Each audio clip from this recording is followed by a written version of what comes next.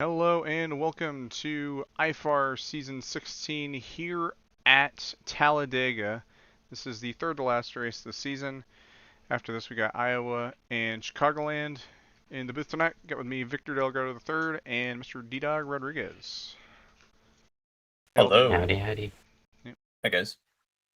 So they're currently going through practice right now. I think they're delaying a bit for the driver. But yeah, some testing was done here. Looked like it was pretty interesting. It looks like we're going to have a pretty big field tonight. A lot of room for mistakes, a lot of stuff like that. It's gonna be different. I did the test here, and it's definitely different from what I've ran. One thing I will add, and that's the big thing we're looking at here tonight. It's 104 laps. One of the longer races of the season. Holy cow! Someone just died in the infield. Oh my gosh. Yeah, these bumps are going to be a main difference maker because normally when we run these play tracks, it's more smooth, but this will put a challenge to everyone trying to hold the line here. Yeah, this model we're running is based on the 2006 spring version, so it's got a lot of the bumpy characteristics you pointed out, unlike most leagues who opted for a newer version of Talladega. And another thing to note, a lot of Kyle Busch tributes here tonight after he met the great man. Well, we lost Kyle Busch last week, so it has been a week. Yeah. Or well, yeah, no. So a lot of people running paint schemes in honor of what he's been able to achieve in the NASCAR Cup Series and even other series he's ran as well. Interesting to see how that goes tonight. Very good looking paint schemes in honor of him. I've been loving the tributes and everything. Gosh, there's so many. There's so many to choose from. Like I'm trying to see which one's my favorite. Yeah. I'm trying to see. I don't even think you can pick one. I think that's the Rivera's Z line. He's paying tribute to the Z line, where he was like very dominant in the Nationwide series in the 2000s and stuff. That's a really nice one. Gosh, what's another one that I can see? There's just so many of them. And there's Elaine Johnson. What's he running here? He's running. I think this is like the 2021 throwback, or one of the early 2020s. That's a really nice looking one as well. There's so many. I was gonna say that looks a lot like a 2016 All-Star card he did as a one-off at number 75. Yeah. That could be the reference that Elaine Johnson's running.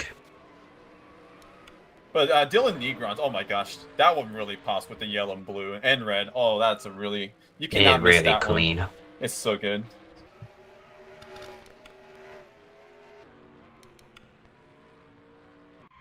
Yeah, but a lot of leagues, as of recent, mourning the loss of a great champion of NASCAR, and IFAR is no different. We had an off week this past Saturday, so tonight is the night where the best of the best in the NR community get their chance to run their Cowboys tributes. It looks like they're finally pushing it over to qualifying here. And, you know, qualifying pretty important in this track position, obviously early in the race. You want that. And you got to think about, you know, the chase as well. There's a lot of guys that want to be in a good spot to start this race. It's a long race. Doesn't mean you're going to have a bad, you know, race if you don't qualify too good, but always something to watch out for, that qualifying run. Yep, you mentioned the chase. This is round number 3 of 5 in the postseason. Well, this field is mourning the loss of Kyle Busch. I believe the chase drivers are going to, one way or another, mourn the loss of valuable points. Both Gino Bononi and William Viola go into this race tied at 2,080. Then third place, 22 points back, Jolene Sims. So if you're thrown on back, you really gotta capitalize on this race because this is effectively the wild card race in the chase. Yeah, definitely so. And with the points being as close as they are right now, it's gonna be interesting between Gino and William Viola. All right. If you remember the last broadcast we did, I believe it was Gino. I asked this question too, just who you got to work with. It's effectively Screwier, Come On Racing, the team, the 27 cars crew a part of, versus Shedjam Motorsports, the Gino Bononi team he's affiliated with. It's really just a matter of picking the right people, especially those drivers that you know very well. You've raced them a lot in NR, especially at these big plate tracks. So you have that trust already built in, and the biggest priority, especially in the early stages, is finding each other and take control of the field. Oh yes, absolutely. You know, if you at some point, especially when things start getting really serious, if you start losing, like if you start falling off and losing your friends, you're cooked. Like it's going to be very tough to come back to the field, especially when there's going to be people trying to hold like control lanes. So it's the key to stay with the people you trust, because if you don't and you lose your way in line with your fellow friends, then yeah, it's going to be really tough to come back to the field and to the lead. Got almost a minute left over. Might as well bring up the reason why Daniel Rodriguez is up here. Well, he is suspended for the remainder of the season. He was one of the 10 chase drivers, and due to his actions 2 weeks ago at New Hampshire, taking out the number 16, he is suspended for the remainder of the season, I suppose, for tonight and perhaps the remaining 2 races on the calendar. he shall be commenting with us. Oh yeah, I don't do these things often, but I mean, this is better than not being a part of this at all. So it's good to see this race in a different perspective. Well, I was thinking, was Carl Jones really about to win an IFAR poll? Unfortunately, that got squandered. I was looking at that. I'm like, huh, that's very interesting. Yeah, that must very have been interesting. that must have been like first lap Q or something. Maybe so. He was 2 tenths ahead of everyone else during that first portion, but it shall be Giambononi who gets pole position, gets 1 bonus point to break the tiebreaker. Look at this, Phil Parker, 4th place. You don't see that name often, but that's pretty good statement coming back from a bit of hiatus from racing NR. 4th place, that's pretty good. And this is just a pretty bizarre top 10. I mean, you got Benoni, EGG, and as your usual suspects who should be in the top 10 consistently, but then you got drivers like Bill Parker, you mentioned Roman Gonzalez, Angela Hunt, I believe, is making his IFAR debut. Jackson Brown, even Cameron Jameson managed to qualify in the top 10.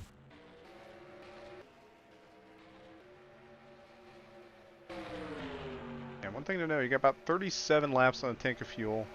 Like I said, it's 101 lap, or was it 104 laps for the race? Something like that? Yeah, so it's fuel strategy, I think it's going to be a bit of a factor. I don't know how big, but it's going to be something to take a note on. Especially if these cautions come out in very weird ways, then yeah, especially with fuel, it will play a big factor. Yeah. Yeah, this is the final 50% race IFAR is doing this season. We've had one at Daytona, we had one at Charlotte for the Coca-Cola 300, and now it is Talladega, who will also utilize 1 spare to account for the long distance. So, yeah, it should be at minimum two pit stops, but don't be surprised if there's going to be drivers who take an extra lap under caution to fill up that gas tank as much as they can.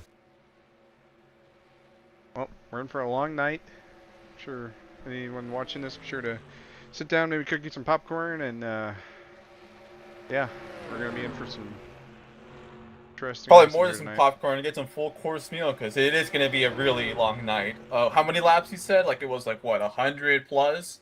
104. Yeah, you're gonna need a full course meal because you're gonna be here for a while. So sit tight, guys. Yep.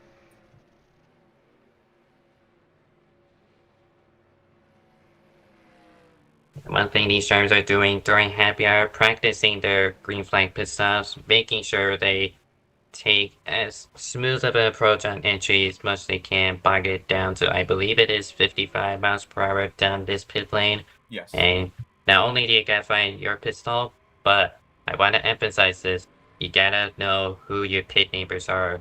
Ensure you don't run them over, and likewise, you don't get ran over. As you were saying that, I was looking at the 52 just spun out there.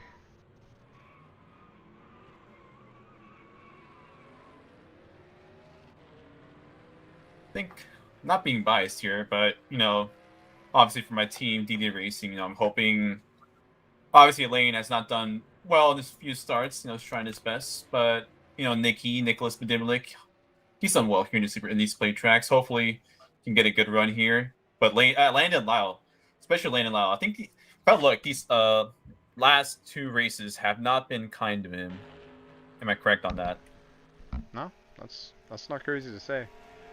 He's gonna need a good run to try to fortify his I'd say like his position in the chase, because he's right now probably around top 5, near top 5. Landon Lau, he is 5th, 28 points behind the 2 leaders. Oh, there's a big one. Oh, he's gonna capitalize if he stays clean. Yeah. I mean, you mentioned Elaine. We've seen Elaine have pace, in other leagues at super speedways. I think it could definitely be a factor if they put themselves in the right spot at the right time. Yeah.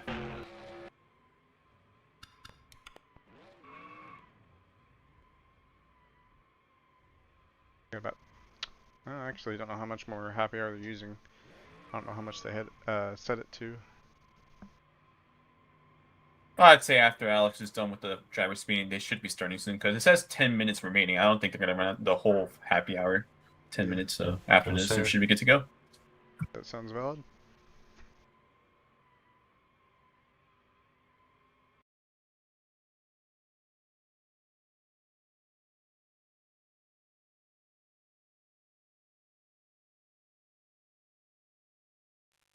So I mentioned the top 10 in qualifying. How about some people, especially the chase drivers, who are starting towards the rear? We got Gibson, he's 4th in points, starting, but it scored 36 in game, but that will jump up to, I presume, 33, assuming it's just only us three who are not participating.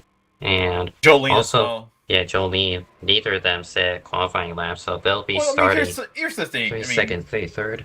I think for them, it's a very long race. So for them, just stay clean the first half of the race. No stages like in other leagues. So there's no point in being up front maybe for a good portion. I know obviously controlling the races is important, is the key, but it's also important just to stay out of like trouble. So for them, I'd say just stay out of the way of other people's way, and then once it's money time, they'll definitely start making their way on the front. My thought process on that is I think it's pit selection because you have a lot of cars in this field, and you know they're probably thinking, all right, might not be able to qualify, you know, top 5, top 3.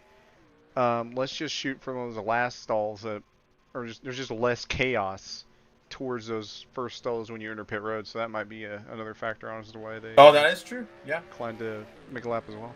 Less cars having to cross each other, and less, less chance of having to get involved in the wreck and pit road. So yeah, that's true. That's well. And thankfully, because of how the game randomized, the drivers who didn't qualify, those two of Sims and Gibson, they effectively got a whole island to themselves in terms of pick selection.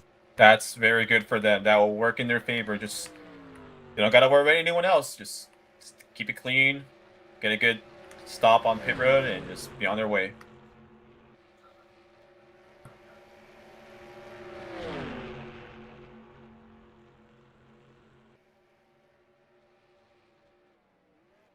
So 33 cars slated to take the green flag. Who do you got winning?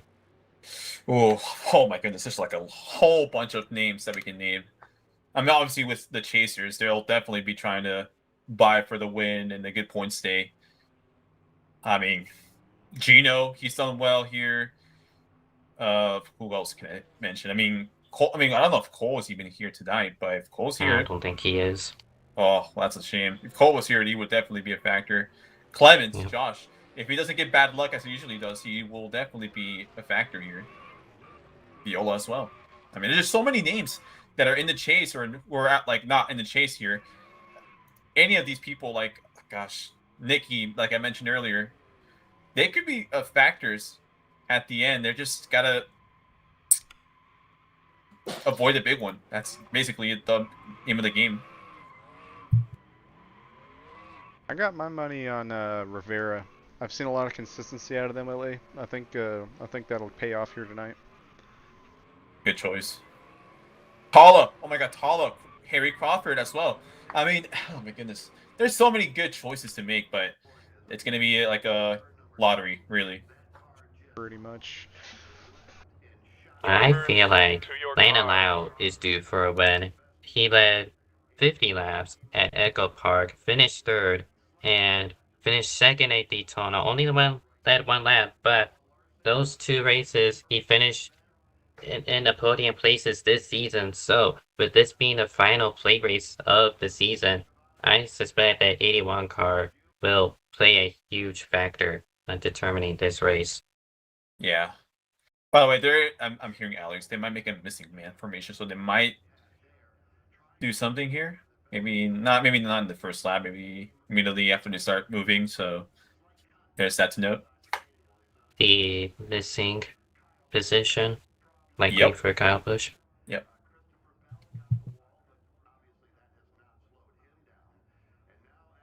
we're waiting for Steven, because I made sure to get out of the track here. So I didn't. oh, Yeah, I sure just that, forgot but to. I think we're also missing Steven because Jolene's in an island here, is on her own here. So yeah, Sure? Steven's missing. Not in the track right now. Yeah, there we go. Should be moving pretty soon. Looks like they're single filing out. I'm not exactly 100% sure of the plan here, but assuming they're going to take a lap to do that missing man formation.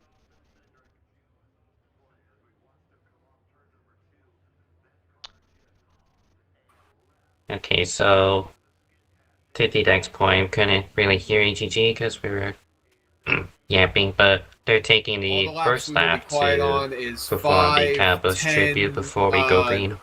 18. No, you didn't. I know, but I'm giving them the number list. Thomas Troxel. There it is. Run the 10. Okay, so they're not going to go here this time. They're going to do the whole formation here. Yep. Thomas I think Troxel, very interesting individual, if I do got to say. You know, that's all. That's all. Interesting specimen within the community. And it works for Benoni because I believe he normally runs the N&M's car anyway, so waiting for him to win pole and lead us around during this parade lap. Yeah. I mean, his standard paint scheme mostly throughout the season is that, well, usually it's the Italian M&M, but adding those diamond plates. For oh my goodness! I mean, you see them pacing. You see how they're moving. These bumps are mean. They're gonna be like, oh my gosh, it's gonna be difficult to hold a line when they're dealing with like 30+ cars. So it'll be very interesting. You're gonna have to be very patient, all these drivers. Yeah, you know. Yeah, but that's only doing 70 miles per hour. So imagine that at doing 180, 190. Yeah. Nearing 200. Yeah. Actually, not even nearing. Like at 200, they will be getting massive runs. Speaking of runs, I was driving there in the track during practice, and I was there in the test. Yeah, there's gonna be a good amount of runs, significant runs. You just gotta time it perfectly.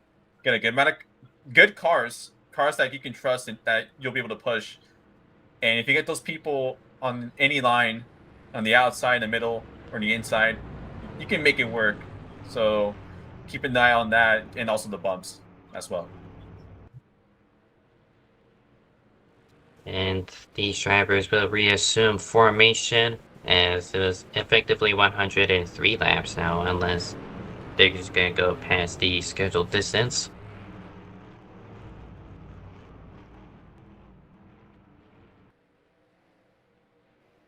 I would assume they'd probably just go to 103. I think I heard something about that in the chat. Probably. As they head to travel 33 cars for round 3 of the chase. It'll be your points leader, Gio Bononi and Joby Anderson on the front row. And we are ready to get rowdy at Talladega.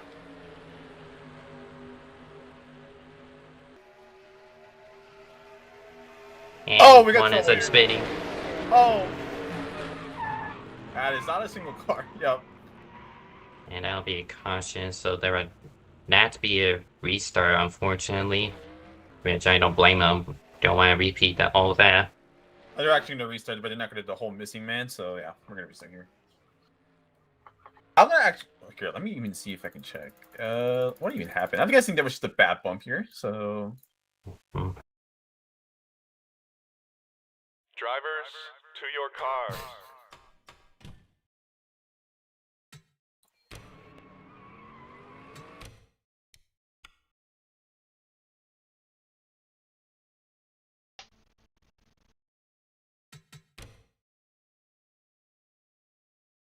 It's these drivers just gotta be patient, just stay calm, you know.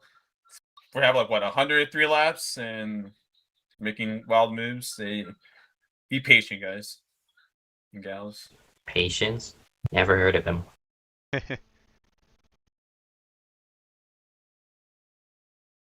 It's always nice to see an opening, you have a big run, but cooler heads have to prevail because you're not really getting anything if you're like what 15th and getting a spot or two, 12th or stuff. Yeah.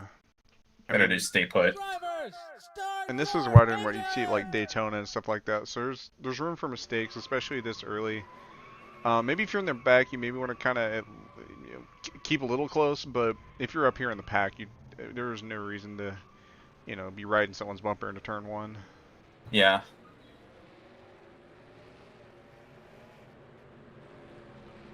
Got a long race ahead of us.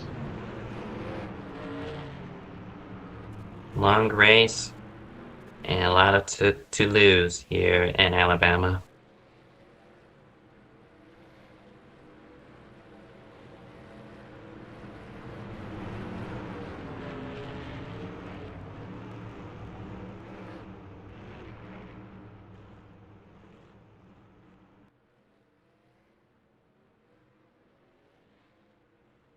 So we'll try this again. We've had one reset. Again, over 100 laps.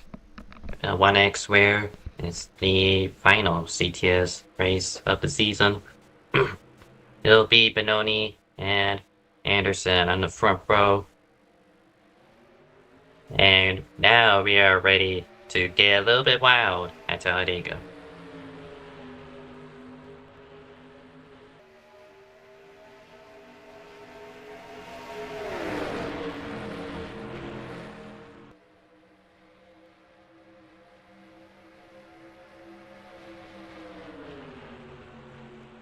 Some cars trying to go back, trying to be safe here. A little bit 3 wide in the back. Got one car disappearing. I think that's a 35 here. Yeah, that's, I believe, Alexander Hunt. It is. Yeah, way back there in the back. You got the 81 on the apron. Very Crawford. It's warping a bit. Good amount of cars are warping. That's just a product of having this many cars at a track like this.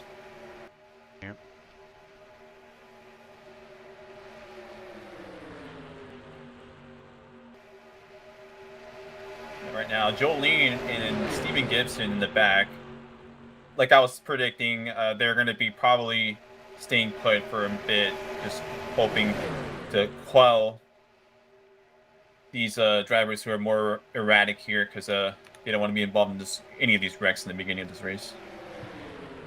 Yep, another one going to join them. TalhaDevYT's pulling off to the apron. And there's one up against the wall. That's Carl Childress, and that is a 61 of Ekerver going around. And that will be our first caution.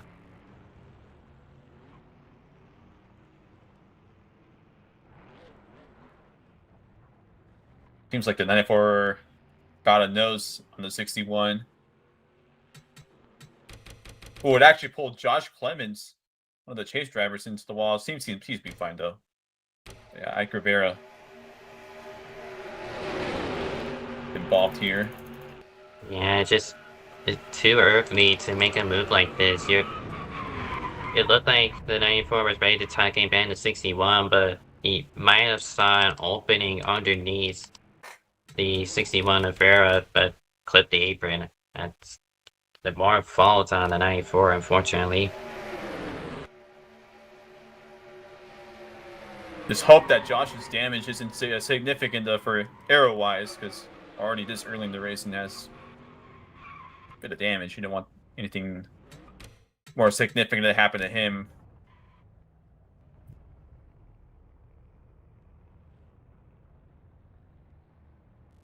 Yeah, I'm looking back at it, Carl. Childress nowhere. Just got up the wall himself. Clemens, meanwhile, nowhere to go. Got a little bit of a smack, but should be handy dandy to just get repairs and should be back to 100%.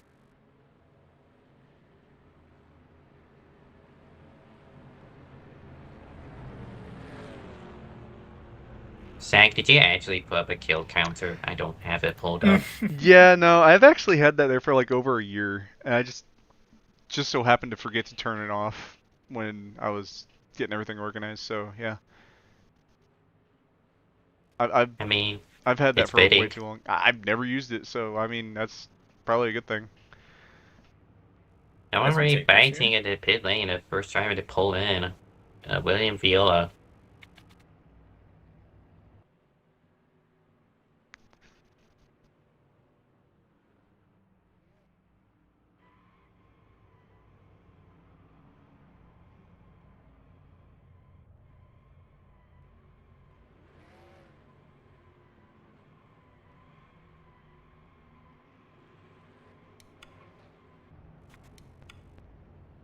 Yeah, If nothing I'm too. correct, of those that enter the pit lane, it includes all the Scurrier Carmona cars. So a big play here at Talladega fighting each other. They're gonna restart towards the back, and they should either keep in pace with each other, riding around in the back, much like they did at the start, or they can march their way forward. I'm assuming they put the choose cone on the back straight. Turn 4.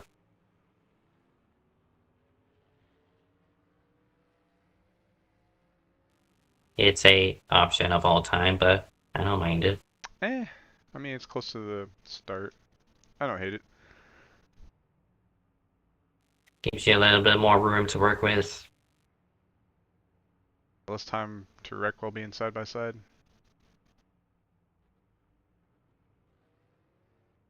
Alright, am I tweaking or I just not see it? Is it before or after the Sunoco cone? After. How far in the corner is it? Dakon. After turn 4. Oh, it's. Oh, okay. I thought you said. Okay. I'm hearing Alex for a bit. He's mentioning that he's once played NR with a reamer mode. Have y'all done anything like that? I'm not that crazy. That's very That is a creative method. way. That's a creative method of racing in this game.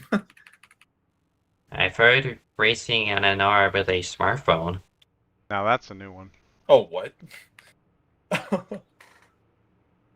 Have we shall had we anyone else? choose cone? Yeah, choose cone. Have we had anyone here in this community ever race with a Steam Deck? That must have been That interesting. I heard of. I've heard someone actually get an NR to work on a Steam Deck. So it's. I don't know if it's out of the equation. They're about to go. They're trying to clear chat right now. So not a lot of people opting for the outside. It will be Benoni with control. Troxel front row on the outside. We're green, and there already is a lot of wheel spin. The 31's in the infield. Is that the 31? Okay, well, I did see the 31 did hit the cone, but well, they're supposed to go to the rear, and I guess they police themselves. Yeah. Good on them, but I'm guessing, I don't know if it was that or something else, but that really scattered the field. Definitely so.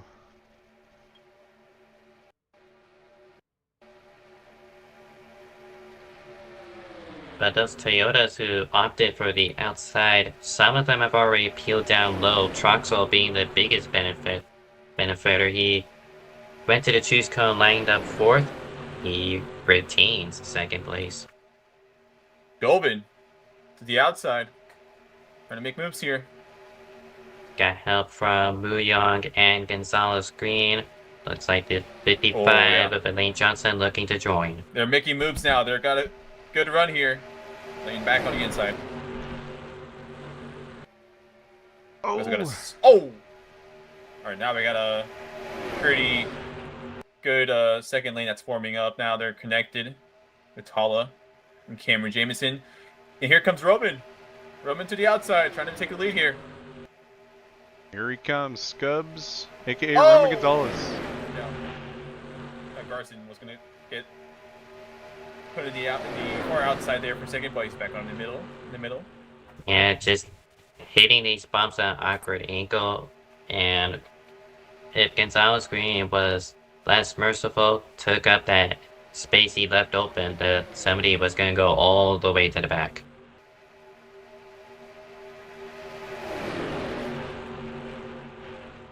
On the wall towards the back, that'll be line of back. Oh, Harry's gonna have to be very careful with the warping here. Very bad warp. Yeah, he and the two of Phil Parker, Parker machine already on the apron, dropping to the rear. Meanwhile, the 76, the Oh purple my goodness. and black Yahoo machine, remains firm.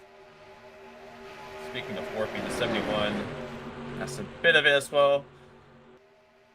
Getting some warnings from these drivers with warps. And you know, like Yeah, Brian's scared. like Victor was saying here at the beginning of this, like big field here. I mean, this is bigger than what most IFAR fields are, and you don't normally see a lot of warp. Oh, he's going for it. Is Scarrett on keyboard right now? I mean, I don't presume so. Because he's like look at the way he's going. He seems to be going to the right or to the left. I mean, looking in his cockpit, I believe you, but I don't recall him using keyboard. He's normally a controller player, if my memory serves correct. Because he's been just asked to go to the back because of his erratic driving a bit. So, just noting that. Yeah. To be fair, even if his internet is top-notch, he's a terrorist at these play tracks. Yeah. They don't call him scarism for nothing. So that 71 car drops to the back all by himself on that top side. Benoni continues to lead with Troxel P2, Lane Johnson in third. We talked about Lane Johnson. Has been good at these pace tracks. Already making the name right now at the front third place. Top 5, first and fifth Fords. And the 3 Toyotas are part of that sandwich.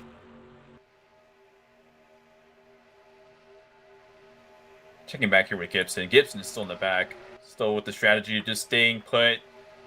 Lyle as well. These two chasers just trying to staying put, keeping it safe for now. Yeah, thinking about the bigger picture. I mean, we've talked about this race 104 laps, and we're almost 10% of the way through.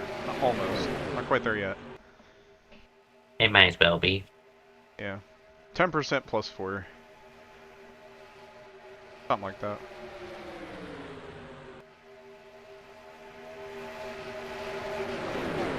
Still a long ways to go at Talladega. I believe it is top 7, top 8 now, who have broken into a single file train. Outside, fighting for ninth, being led by Roman Gonzalez. And here's the thing too, with the people on the outside, I forgot, what was that, the 52 of Jackson Brown, I believe? Yeah, he just jumped up.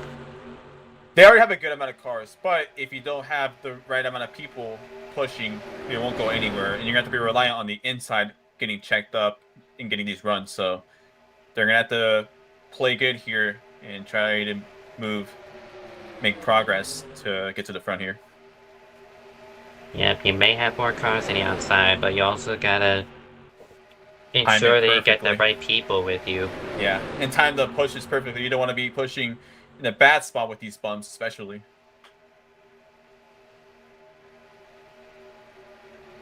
And right now it's only those 4 in close proximity that 76 Harry Crawford might try to fill in that gap. And just up the road, that was 18 Gonzalez-Greene looking to lead the outside train. Yeah, he's looking to get something going here for sure. Tired of sitting there in the pack, going to waste. You know, I'll say something with Troxel. You know, if I was in Troxel's position right now, you know, it's nice to be. That's a very good spot to be coming with for these pit stops. But oh my goodness, I would get bored, really bored. Like I would want to make a spot, and it wouldn't be a good move because you know, depends on who you have behind you. It probably wouldn't go with you. But I would just get bored if I was in second place with Troxel in Troxel's position. So yeah, it's a very good spot. But sometimes, you know, you're wanting to do something and it's probably not the good time. In this case, it's way too early. Yeah. It's early, but I don't blame you for that. If he were to make a move, he's got 2 Toyotas of Johnson and Rivera directly behind him. And behind Jameson and Fizz is a fellow Toyota, also of Jelani Howell.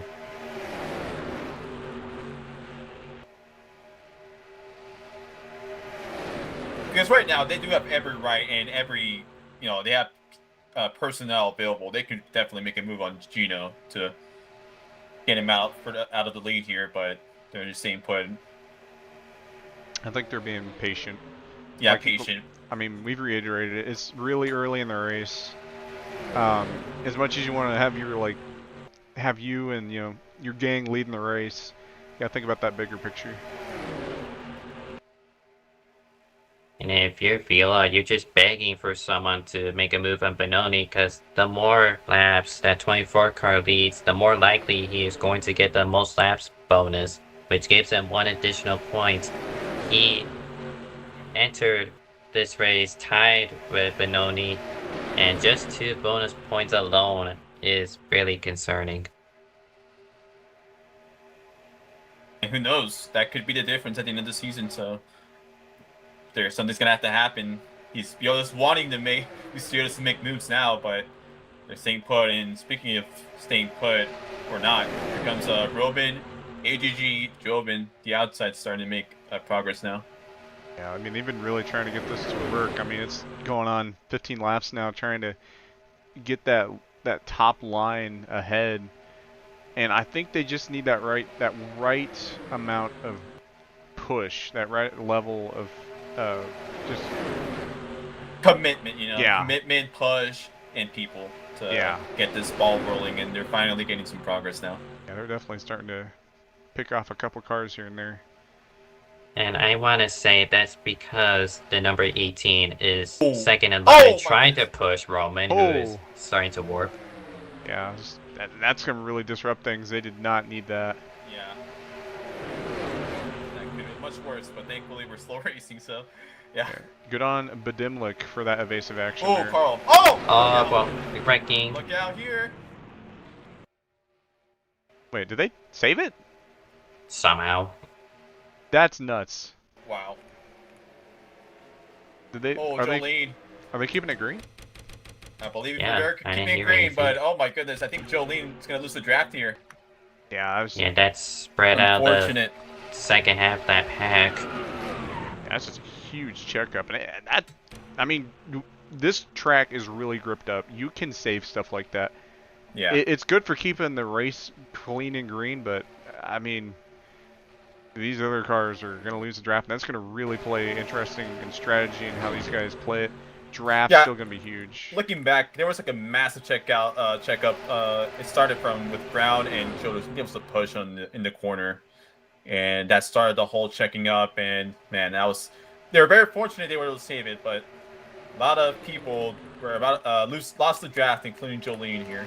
Yeah, that's a chase driver. Oh, and another chase driver, Harry Crawford, RNG failure. Oh no!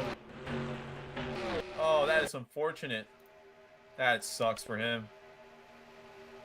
Had a tough week at Texas to open up the chase, and I didn't do so well at New Hampshire either. Entered this race 8th in points, and that is a big detriment. I don't feel like ruling anyone out, but that's going to be a big hole to climb now. With only, what, two more races left? Yep. And 2 more after this. Yeah, that's very unfortunate. Very unfortunate. Don't know what happened. It was just random. If his water temperature was high.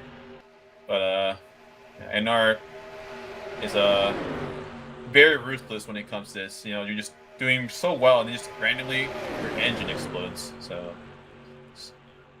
that sucks for him.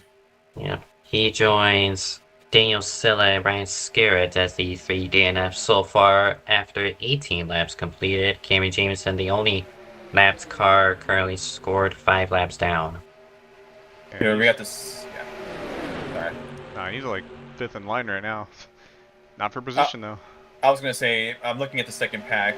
So we have here Vera, Garson. We have Was that Tala? It's Tala. Yeah, Tala. Yeah, Tala, Stottlemyre, and his Jolene. Literally right there, dead last in this line. They're gonna have to hope for a caution and just gonna have to get these ebbs and flows in the. Don't know how close they are in the pit road in the pit cycle, but they're gonna have to hope for a caution now. Sorry, that was that Cam Jam I mentioned. Who's lapped? That was Skylar Den, I believe, number 13. Cam Jam used to run the 13, but these days not so much. Yeah, what is he, the 31 now? Cam Jam's number 38. Yeah, okay. That actually makes sense. Yeah, he's actually 5th for position. Yep, he's lead lap.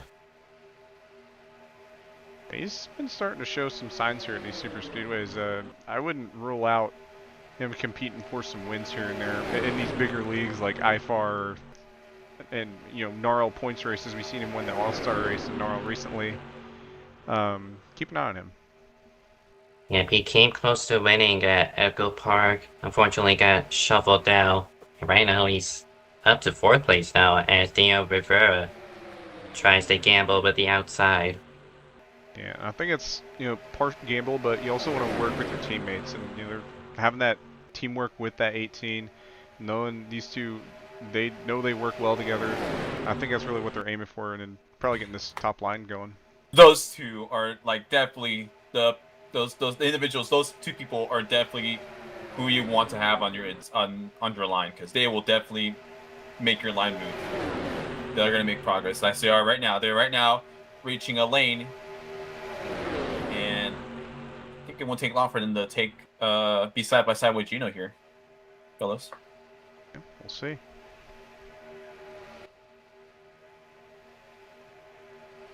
I believe Troxel. Troxel got loose coming out of the trial, that's but gonna help him here. The outside. They're right side by side with Troxel now. Here we go. Yeah, that might have been just what they needed. Roman. that disorganized it. My goodness. That's been Dimlik up in the catch fence. William Viola's upside down. Chase contender upside down. Oh, that is huge. Oh, Roman's also, I believe, upside down as well. Yeah, Roman Gonzalez spinning on the apron down the back straightaway, and as a caution.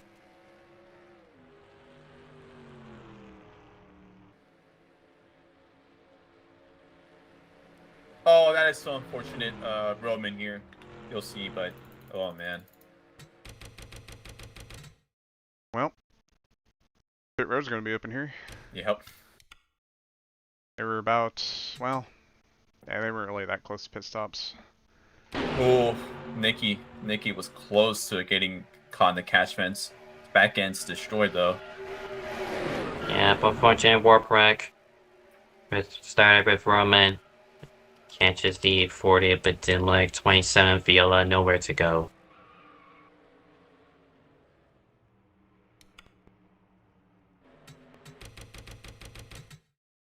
And you're right, the 0-2 did flip over also, so that's 2 cars upside down to trigger this caution. Okay. Almost like Roman did like a warp below over in a sense. It's kind of odd how that happened. I remember in testing, these cars that would go around, they would have just flipped so wildly. So seeing Roman, unfortunately, getting caught in the air like that is not surprising. But yeah, that sucks. But more consequentially, Viola. Look at Viola here. Yeah, he's got roof damage. Oh my goodness. Yeah, he's definitely going to be off the pace for sure. But you can't just stop running. I mean, there's always a chance, that someone else might have bad luck as well. So it's not over, but early start, and it's looking pretty rough. Like we were saying earlier, Viola was hoping people will start making moves to prevent Gino from getting the most laps left, but now he's really in the back end of this whole thing. So he's gonna, like you said, definitely stay out and capitalize on people in DNFs, ranking in DNFs as well. I mean, Just damage limitation. At best, the 24 DNFs later on, and he could overtake him for position. Pit lane's open, and everyone comes in. 23 laps in. Yeah, one thing to note about that most laps led bonus, it's only lap 23, so Yeah. Gino, he could lose the lead at any point, and it could just be the same song, different rhyme with someone else. Just have to see.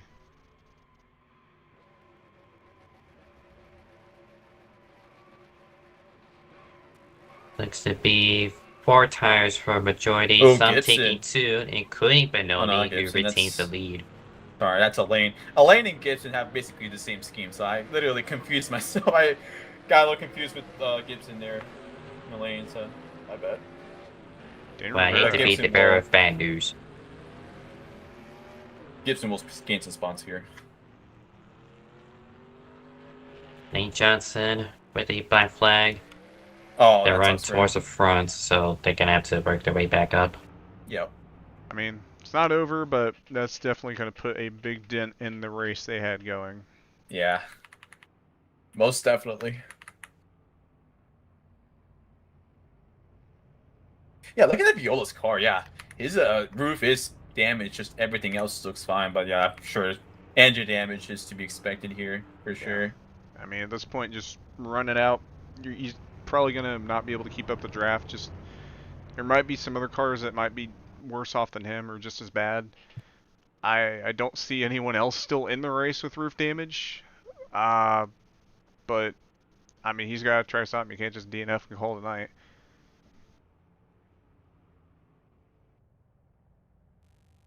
Yep, I would say Roman, but he is just called it quits, so there's now 5 DNFs so far at Talladega. Like I said, a long race that can end real early. I mean, we're not even quartered the way yet.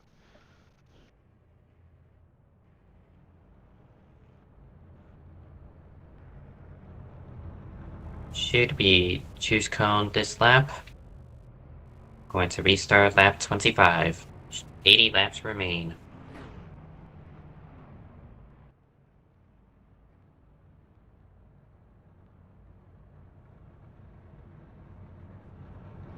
Yeah, you've seen that high line there. This is going to allow some of these guys to maybe pick a lane, pick their buddies a little bit better. I mean, this might be some good opportunities for, like Star Sport. We see those guys up here. Sejidan, the Sejidan and Benoni Crime Syndicate cars a bit scattered here, so we'll see how that all ends up. Well, it looked like the 3 Toyotas behind Benoni were going to go outside, but only Rivera was the driver to commit. The other two falling behind Gino. It shall be Thomas Troxel giving the 15 a push on this restart.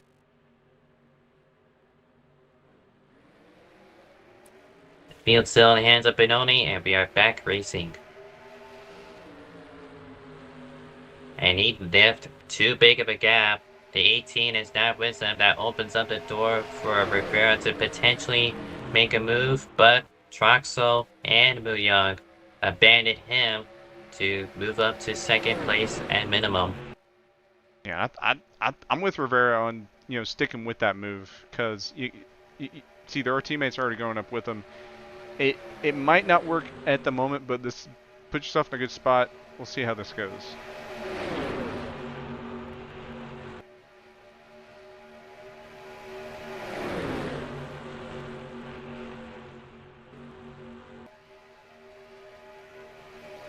Our player up here, 4th in line on the inside, 0-1, Friesen Rodriguez. Haven't seen much of him so far. Yep, had a pretty good pit stop cycle there. Oh, who's that in 94, making moves here in the outside. Had a big run.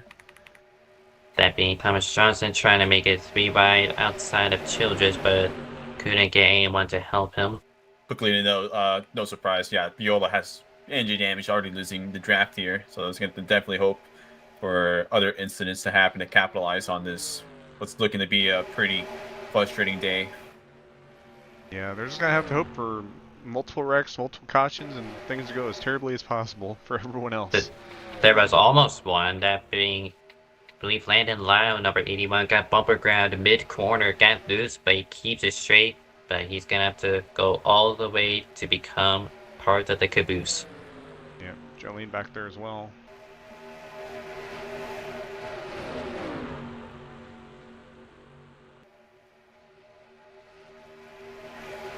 Benoni holds firm on the inside. Friesen Rodriguez leads the outside charge. But I believe those TOs can shuffle him 3 wide in the middle. Welcome to the sucker hole. Yeah, talking about, guys you want to work with and, drafting help. Looks like Stottlemeyer's actually going to... Lucky for him. He's very lucky, because that would have been very detrimental to him. bruising there. Yeah, definitely so. Yeah, I'm Yeah, sure. but that's the thing, you know. If the people like definitely like for Rivera or GG, if they analyze and notice that they're gonna be a hindrance to the outside line, they will definitely move out of the way and put you in the sucker hole. So they'll be ruthless. Yeah, I mean, it's nothing against you. It's just we got to get moving.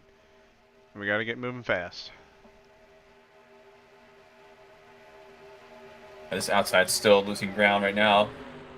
Thinking of that now, they're starting to make moves. They're starting to get a bit of a run, but just gotta time it right. Yeah, you got to remember as well. It's this track, Talladega.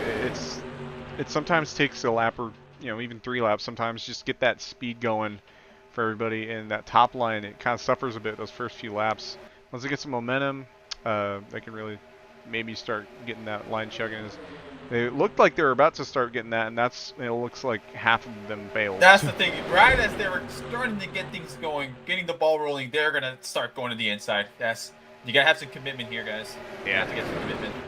Yeah, they were really starting to get some runs going. It's just everyone bailed.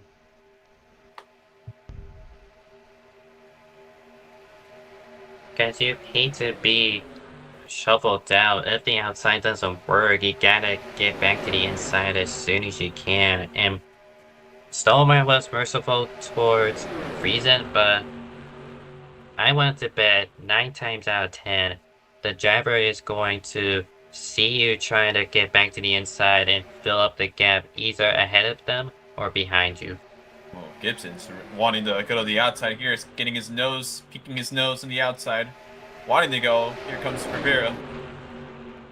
Closing the door on Gibson on his opportunity to go to the outside. But yeah, Gibson, like it's a Toyota, he can definitely try to work with them. And just retired from the race, William Viola, P2 in the points. Oh man, that's the thing. It was going to be a thing where he was going to have to be basically by himself, and you don't want to be basically limping in this big track all by yourself. But I guess he couldn't take it. He's gonna have to eat this DNF and hope that Gino doesn't get that many points or does not get the most upside here. Just gotta hope for a collapse, but no need for the final 2 races. I think the big factor here is, we've seen races like this. Cars get lapped, especially ones that far off pace. It could pose a hazard to the actual race up front. That might have been a factor he was thinking about as well. Maybe. I don't know.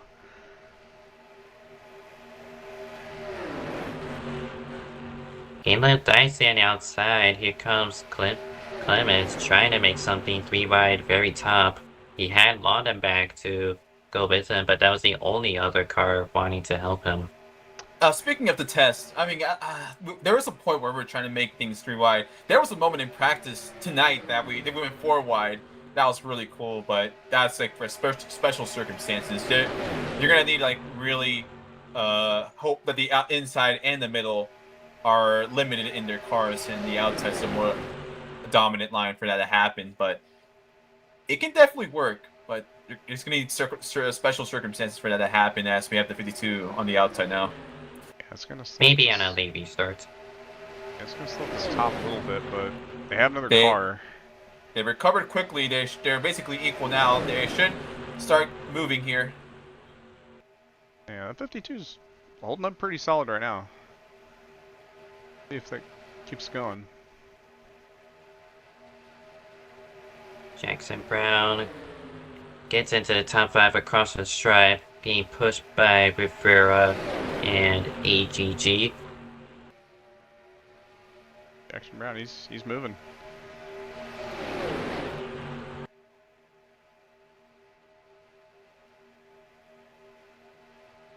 I'm seeing the 38, 4th in line on the inside. On exit, he keeps going down to the apron. Is it just that unstable with this setup we're running, or is it just a little twitchy out there? When I was out there, I mean, for me, I'm speaking for myself, but it wasn't as twitchy, so it could be just on his end. But you have to be mindful of the entry of these corners, not clipping the apron. you can definitely get closer to the line in this track than in other versions of Talladega, but it's got to be mindful to not clip the apron and get your car unstable. Yeah. That and potentially he doesn't want to be pushing Moonyoung because he's fourth in line. Generally, at super speedways, the top three are the cars doing the most work. The leader Benoni taking pushes from Troxel, and Troxel has Garcia Moonyoung to push him. So those three cars are enough to lead the charge for a single line and keep it healthy. Guys, I don't know about this outside. This Brown here is at the beginning when Brown did merge to the outside, he was making things work or worse, equaling things out. But right now, they're starting to fall behind. I don't know when Rivera and AGG want to get this get the 52 out of the way because they're starting to fall back here, loose ground. See what happens. Yeah, Rivera in the chat just telling the 52 to just hold the line so he'd be able to take the pushes. Back to my point, if you don't have the best three cars leading the charge, you're going to fall backwards. Yeah, a bit of frustration from Rivera. Yeah, I mean, I wouldn't blame Rivera. They were doing so good until the 52 went on top, and now they're losing a lot of progress that they made up. And yeah, Rivera's getting his nose a bit to the inside. Yeah, it's not quite keeping it as straight as they need him to. Hard to get good pushes like that. Good pushes like that. Just give him as many chances as he would like, but ultimately, if this still doesn't work out, you're gonna have to sack him, and Yep, it looks there like they're goes. gonna do just that. There they go. Yeah. Yep. Not surprising. Oh, and there, look, thankfully, oh, and we got Lyle in the middle. Oh man, Wow. Okay. 94's going with him.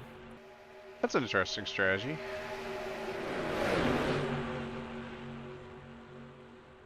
All right, here we go. Here's my theory. Let's see if the outside is able to make some moves here with Lane and Lyle in the middle. Well, They're pretty solidly staying firm, but we'll see if they can make ground. Trying to pass Lyle. Childress in the middle as well. Yeah. gonna give a toe to Lau, dampening any progress that very outside, being led by Rivera, trying to gain ground on the race leader. You know it's good. They're oh my goodness, the 68 got a little squirrely there. I don't know what happened, but like I was saying, it's good to test stuff right now, early in this race. Basically, it's still not even halfway, but it's good to test stuff, and they're gonna merge in the middle of the track. Talha making moves. Oh, and AGG's they're gonna have to do evasive action right now because they got some cars. Childress and the 68 in the middle. They had to break off. We'll see if they can catch up again. AGG back in the middle. Rivera in the middle. And Lyle on the inside. AGG making move to Chris Stottlemyre. Rivera on the inside again. Yeah, they're now like they're separated now. They're gonna have to reform back. And all of that was mostly because the 68 got loose and was a little ways off the pace, forcing what was the outside way to go every which way to minimize any speed loss. Alexander Hunt, he might lose the draft here. Got put in the sucker Yeah. hole. And he had to go AFK and is currently scored 3 laps down.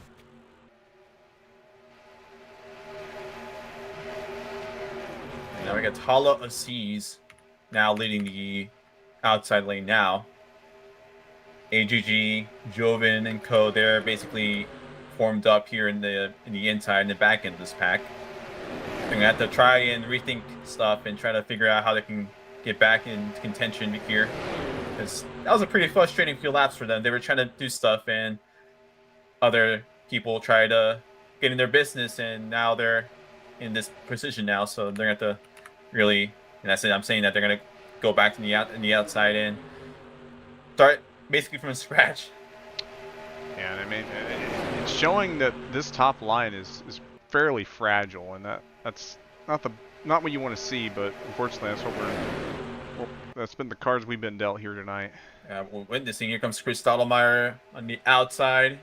Again, let's see how they can work here. How they can work the outside. See if they can make progress again. 2 Fords leading outside, nearly getting killed by another Ford of Phil Parker hitting the apron. Thought Phil might have clipped the apron there.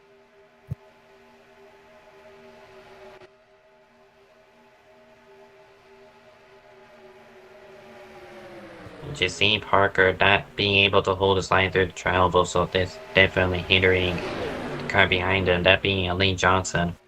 Had that black flag under the most recent caution, but it's now 17 laps ago, and they're scored 15th.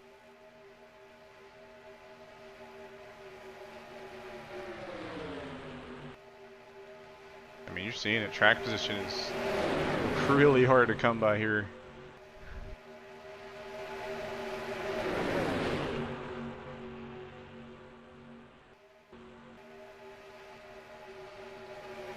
Yeah, this outside's definitely starting to make progress now. I'm seeing Talha, Lau, Jolene, AGG making moves. This inside's getting some checkups in the entry of these corners, and they're definitely making it much easier for the outside as they're really getting progress now. Yeah, and it's taking that commitment. You see these guys, they commit, they're paying, they're getting their paycheck. Just see how it funnels through. By that third car in line, Jolene, the difference right now, she's really pushing Lau. Here they come. They're right side by side with Friesen here. Friesen marked 6th place, so almost to the top 5 positions Talhadev is, but 01's gonna chop him off, and he'll take control of the outside. All right, let's see if this isn't where the outside starts dying. Let's see if they can manage. Yo, here they come. Here they come. What a surge.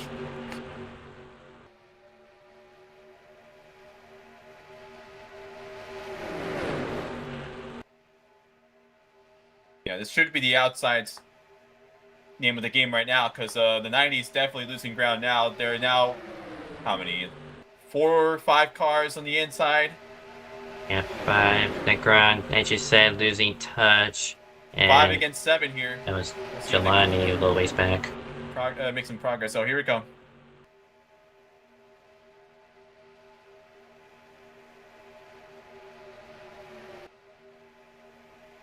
You know, this is good, guys. You know, like, it's good that we're actually seeing some stuff happening here, because sometimes when we have cars just single file, it definitely, especially for us commentators, it's kind of difficult trying to make things make stuff happen. You know, we're trying to commentate. Oh my goodness, the 52. The 52 got a little squirrely there for a second in the apron. Yeah, he's going to fall to the back. Yeah, puts him in a rough spot. Yeah, he's going to lose a draft here, yeah. Yeah, no, especially the race being so long, you definitely don't want to see it just go single file the whole time.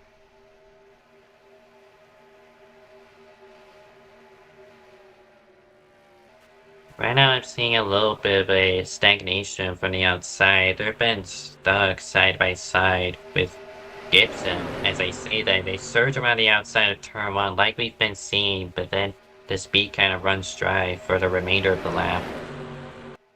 Oh, look out! That's costly. And shuffles out of Z's. They're going to have to reform here without Talha. They're going to have to start pushing Friesen, Lyle. And oh my goodness, here comes AGG and Joven to the inside. So no, that's definitely going to break the outside now. The progress they had, basically buttes. AGG taking advantage of the outside breaking apart, against some spots here. Yeah, but again, the outside is so fragile. I believe, I don't know where they are in fuel, but they could also be positioning themselves for the pit stops. I didn't think about that. Well, this is a 1X race, so I saw in the garage you could go 37 laps. We're in green on lap 25, so while you could normally save fuel to make it a 1 stop, based on the speeds, that's highly impossible. So 2 stops is the way to go. Oh, I here we suspecting these go. drivers to pit lap 60. AGG went to the inside, found a hole on the outside opening, and went to the outside, and he's now leading the outside now. And looks like hopefully we can see the outside form again. AGG now leading it. It's not Side by as side with organized. Skibson. It's not as organized as it was, but give it a little bit of time. I think it might have Yeah. a shot.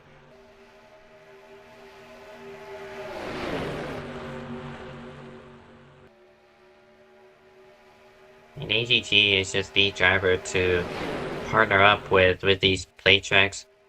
Zach, we saw how well he was challenging the outside at Echo Park, and again here at Talladega, he's been able to take the outside and make them a threat. Yeah, he can do a little. He can do a lot with a little. He's been able to, doesn't quite have the full field that he needs, but he does what he needs to do, and he maximizes it.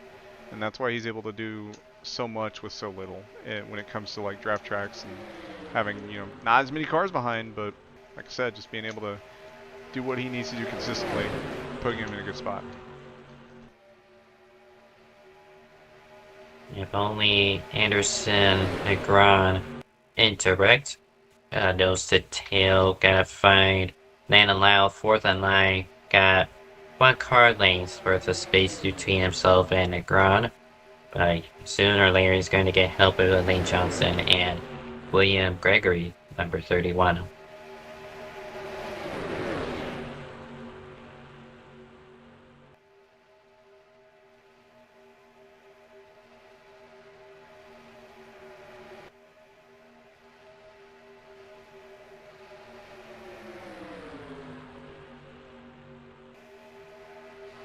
Benoni continues to be the captain of this train as we're nearing halfway.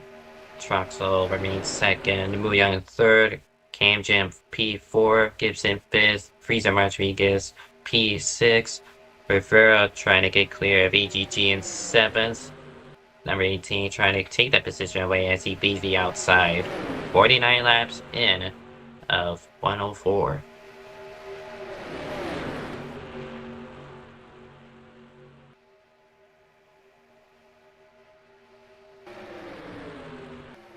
Well, I was getting word that Phil was going to lose the draft. The lane's there, though, to save him. Yeah, we'll see if they can hold on to it. Well, Parker being the last car in the draft, so that leaves 24 cars within this lead draft. The only cars not in draft are the 52 of Jackson Brown and the 35 of Agza Hunt, who is looking to get lapped pretty soon. Yeah, I was going to say, very slow, 192 right now, versus Gino, the leader, 198 nearing 200, so very, oh, look at Altschulmeier.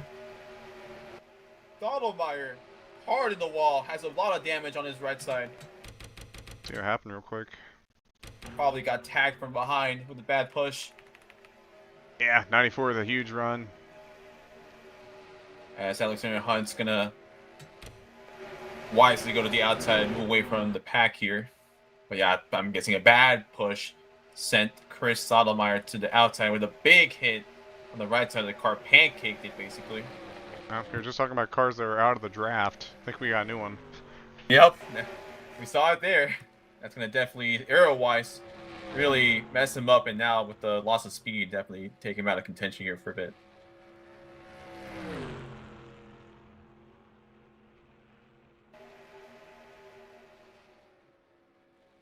So the outside is pretty much dead once more. HG now losing 7th over to Rivera, stuck side by side with London back for 8th position, as we're roughly 10 laps away from green flag pit stops. Only 3 cars up there, and you were talking about how he's able to just hold that, and he's bleeding a little bit, but so far doing all right. I think Negron has actually lost the touch with the 93 entirely. So he's going to have to hope to catch the tail end of this pack for his bottom lane. And Necron loses touch, but River pulls up in front of AGG to retain the 3-car pack on the outside. And it's still a side-by-side battle for Ace trying to surge for 7th on Frieza Rodriguez, but to no avail.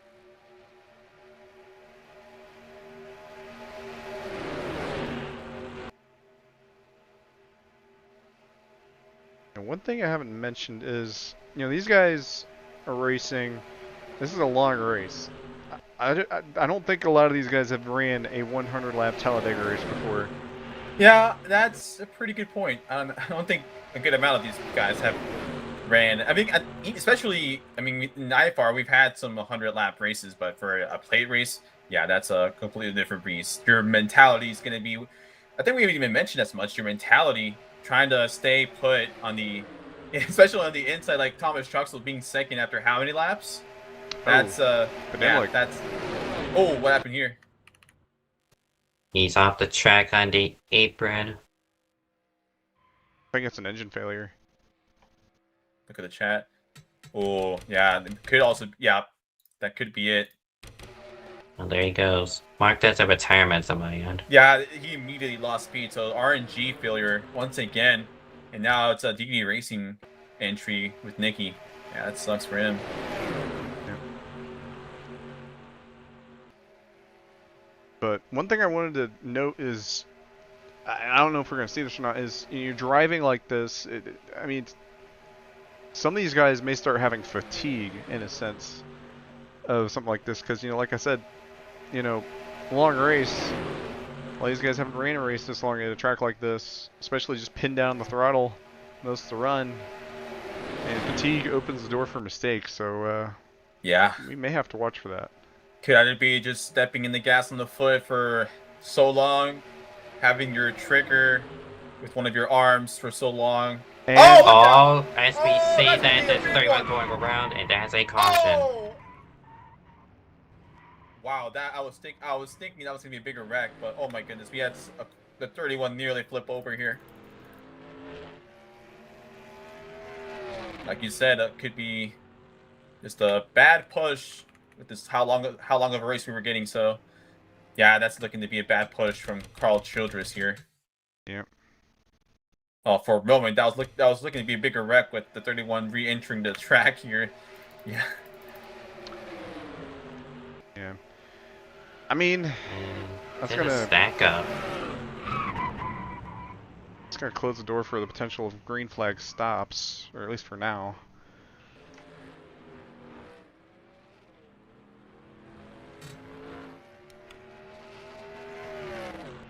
Yep, stack up on the inside, and Childress is already occupied with Johnson on his bumper, so just not enough reaction time to necessarily get off Gregory's.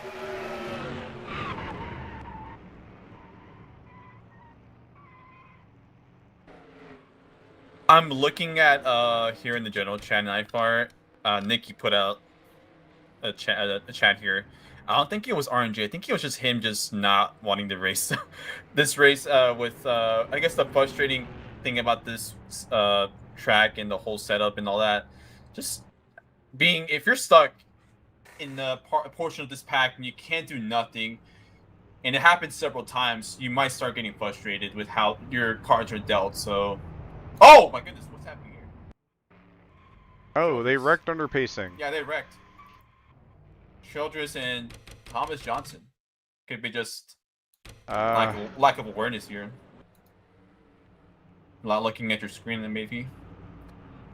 And the 94 was checking up because the leader's going 65. He was started at 100, slowly getting down to 65, and Childress just hits him once and hits him twice, and both of them go spinning towards the outside. Well, one thing to note, I believe it is official, Gino Bonetti has locked up most laps led for today. He's led every lap. It's pretty much a given. Yeah, basically. Not something Gino, not something Viola wanted to hear, but yeah, that's nothing you can do when the car that's been leading for basically almost most of this race gets the most laps led. Oh, we're closely wrecking here on pit road.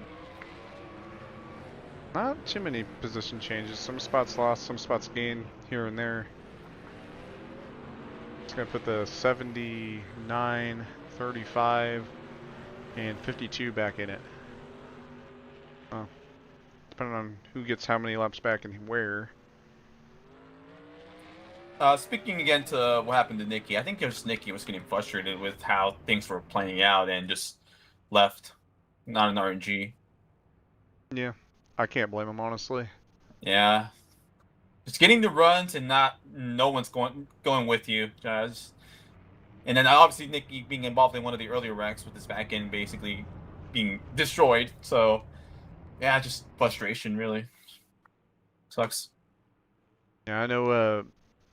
The league officials were really trying to get some testing in for this race. Is just couldn't quite get the car counts they were needing to figure out what lanes needed to go where and how they were going. Granted, that may not even be the full factor. I think it's just, the quality of the driving here we've seen. It's a bit vast. You still got some guys that can push better than others, and how it's lined up with the lanes is just disallowing from that top lane to even have a shot at taking the lead. The disparity in level with these drivers is from one end really good, and from the other end, I'd say it's fine, but it doesn't help that you have a mix of drivers who are wanting to get things going, and once a car enters what they're trying to do, doesn't really seem to help much. So that's frustrating for those type of drivers who are wanting to get to the front. Right. It'll be choose cone this time, and to throw in my 2 cents in, we're only just breached halfway. Normally, in any other league, the race would be over, but we're doing 100 laps, and much like we saw at the start, it's just too early to make these kinds of risks. Yes, you could gamble with that and know what to do later on, but ultimately, you're playing the safe bet of staying out of trouble and gaining the best track position possible. Think of it this way: we're basically starting a new race. Like that first half was one race, the second half is now a new race. So yeah, just now having to reorganize and get going again as we. Oh, Troxel! Travis Troxel. Oh my goodness! No. Big one here at Talladega. Oh my goodness! And collects Grant Brown, Thomas Johnson, Cameron Jamison. Oh, Jameson. Well, Thomas. And that was a restart wreck of all time. Oh, let's see what happened here.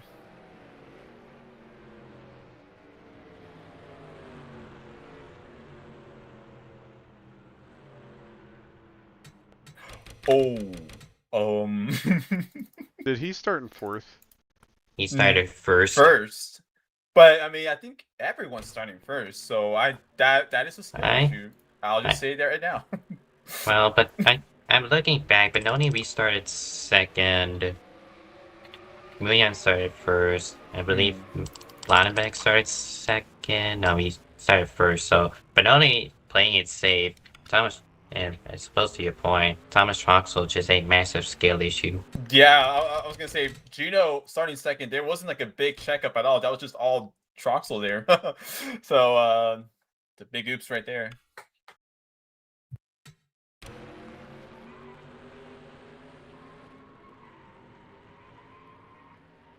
So quick yellow, pit lane going to be open.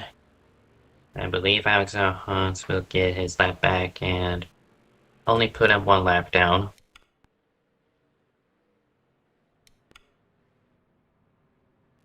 They're looking like they're going to pit to just top off and just get back out as soon as they can. That is certainly the case for the leaders, want to stay out. The first being Daniel Rivera. This is the first time we're really seeing this strategy call here. I think it's kind of a gamble. Those guys pitting out are thinking, all right, we're just going to be green to the end. These guys here, they're thinking, all right, get a caution. But even then, I think they have enough cars. It's just going to be pitting at different times. And not much different times either. And Rivera under caution becomes our second lap leader of the day. There you go. Yep. That basically tells the story right there. One lead change, and it took until lap 59.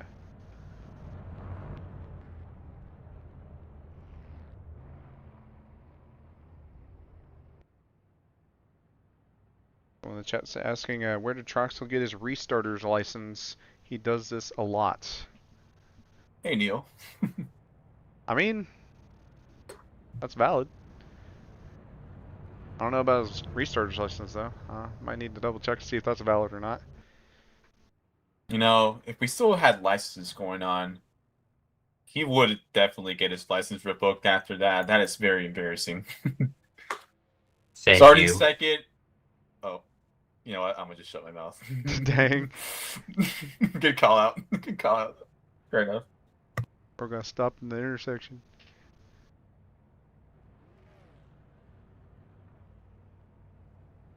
So Benoni, the first one off the pit lane, I'm pretty sure of those that pitted, he will be start 13th. I don't blame the people that stayed out though. We didn't really get going, so the thing with NR is that you only have, I believe, 4 or 5 options of how much fuel you can take, unlike iRacing where you could pick out a specific amount of liters to put into your gas tank. So effectively, all of these drivers are still on the same strategy. Just need one more pit stop from here. Yeah. And I think really the big factor is those guys that pit, they could probably stay out a lap or two longer. Probably just a lap, but depending on just how this field is spread out, that could make a pretty solid difference. As we get to the juice cone exit of turn 4, it's going to be Rivera and Gonzalez-Greene on the front row. About to hit lap 60 out of 104. Landelau and Jobin Anderson, row 2. Aziz and Gibson, row 3. Oh, another wheel spin from the top of the restart order. That being Rivera, but they kept it straight. They were able to keep it straight. Yeah, kind of couple cars make some evasive maneuvers there. Looked like worked out for some. You know, it's gonna be fun seeing Gino. Oh. Oh, look out! Oh, that being stolen. Oh my gosh! Warback! Oh my goodness, that is a big one. That is the big one. Big one, part 2. Daggum, Troxel just got his J's creased. Oh, that really is unfortunate for Troxel. After that happening, relegated to the back, and that happens. That sucks. And both of the Dollar General cars completely slimed out in that one. And Jackson Brown smoking, number 52. Take a look at it from Troxel's POV. It looked like the 79 not clear, just not clear at all. That was far from clear. Just poor decision making. I'll take a look at the Dollar General cars that collided. Troxel, the innocent bystander in that contest. Oh my goodness. I mean, you could say this is punishment for causing the other big one. Well, you could say that. Yeah.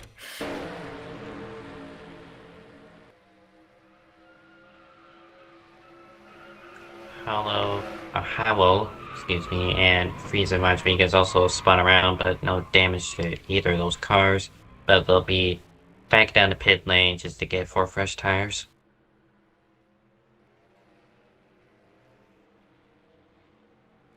'79 of Sawmeyer already towed it back to the pit lane, to no one's surprise. 52 at very minimum is going to drive his way back, same with Troxel, both of them with roof damage that's visible.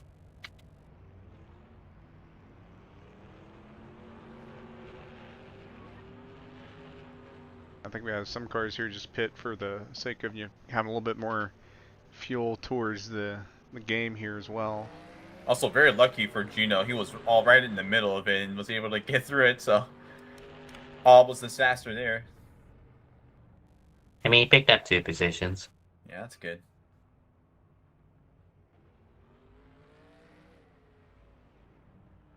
Wanna look back at the restart. We saw the 15 wheel spin. I wonder.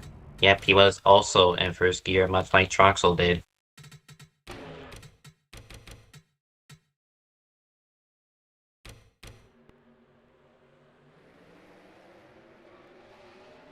Yeah. I mean, it worked out. Could've been worse.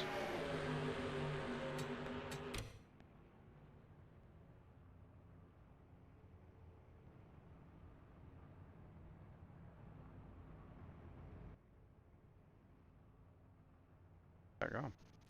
I think if the setup comes to it, there's going to be a debate on whether to restart in a low gear that gives you a chance to wheel spin but fires off really well if you're able to control it, or do you restart in a higher gear which gives you a slow takeoff but it is safer.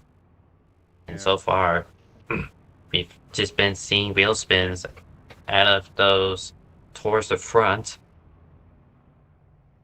Honestly, I think it's a risky call either way, because you start in second, that heightens the chance, might lose, some spots, and heck, I mean, if you go too far back, you might lose the draft, whereas wheel spin, you know how big that goes. Choose cone. Limits. Last minute change to the inside.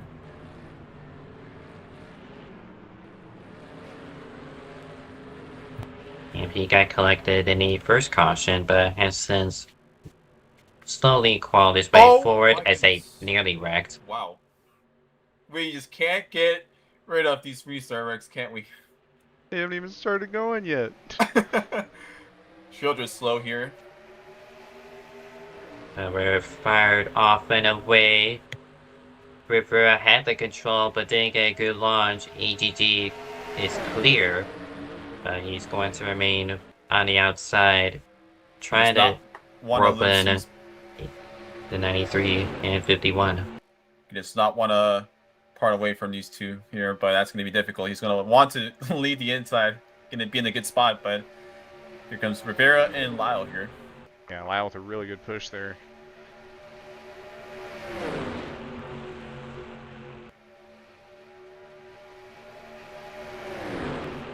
So it's only those three. There are two more on the outside, both of them within their own tango, that being Muyong and Childress. Everyone else playing it safe on the inside. They're holding it down well.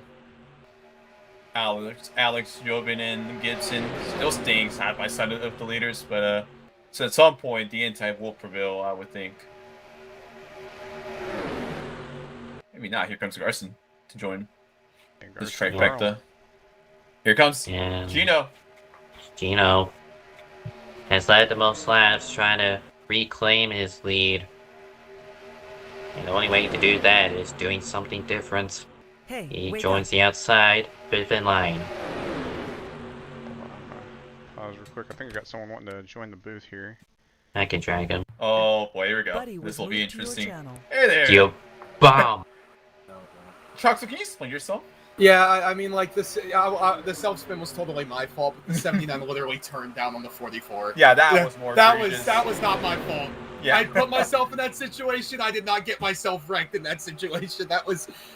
Oh, it sucks. It really sucks. I was kind of just working with Gino there, holding the bottom, trying to just run out the first good chunk of the race, keeping good spirits, and then, I guess the grip on the bottom is not good because I wasn't tire spinning in first on the outside, so that's why I restarted in first on the inside, and yeah, that kind of happened. So it sucks. I didn't really expect too much from anything. I just feel disappointed that I delayed the race to get wrecked out just after halfway. But hey, we got 40 to go. We're coming to 40 to go. Basically, we just swapped out a bunch of Fords at the front for a bunch of Toyotas. So I mean, like, could be worse. Could be a bunch of Chevys. Could be watching SCR dominate this race. That could be so much worse. I haven't seen a whole lot of SCR today, actually. Clement's right now the highest out of that team and the Chevrolet program in general, but we saw Viola DNF after his wreck going upside down at the exit of turn 2. And yeah, all the Chevrolets have pretty much been non-existent this race, have been able to hook up. Yeah, I mean, Friesen was using the top side a little bit. He led the top side a couple of times on those early charges in that long green flag run. But mainly outside of him, there hasn't been any Chevy presence. As Lyle and Clemens got a little bit loose there, but there really hasn't been a Chevy presence really all race long. And still, as of right now, I mean, Carl's the highest running Chevy right now. No shade to Carl or anything, but that's not the Chevy driver you'd really be expecting to be up here. You'd be expecting somebody like a Clemens or a Viola to be up here, but Viola's ranked out, and Clemens is just running a tick outside the top 10 right now. So, and every time Clemens has an opportunity, he just gets split and just falls back. Just hard cards to be handy here for Clemens. He's not able to gain spots. Yeah, and with all those Toyotas hooked up on the outside right now, I just kind of really don't see any racing that we're going to get, because it really didn't happen with the Fords up. Really, the top 5 is locked out here. And I don't think it's going to... We're going to get any more racing than that unless we get a caution from somebody wrecking in the back, which, I mean, like, it's IFAR. I would imagine we would, but...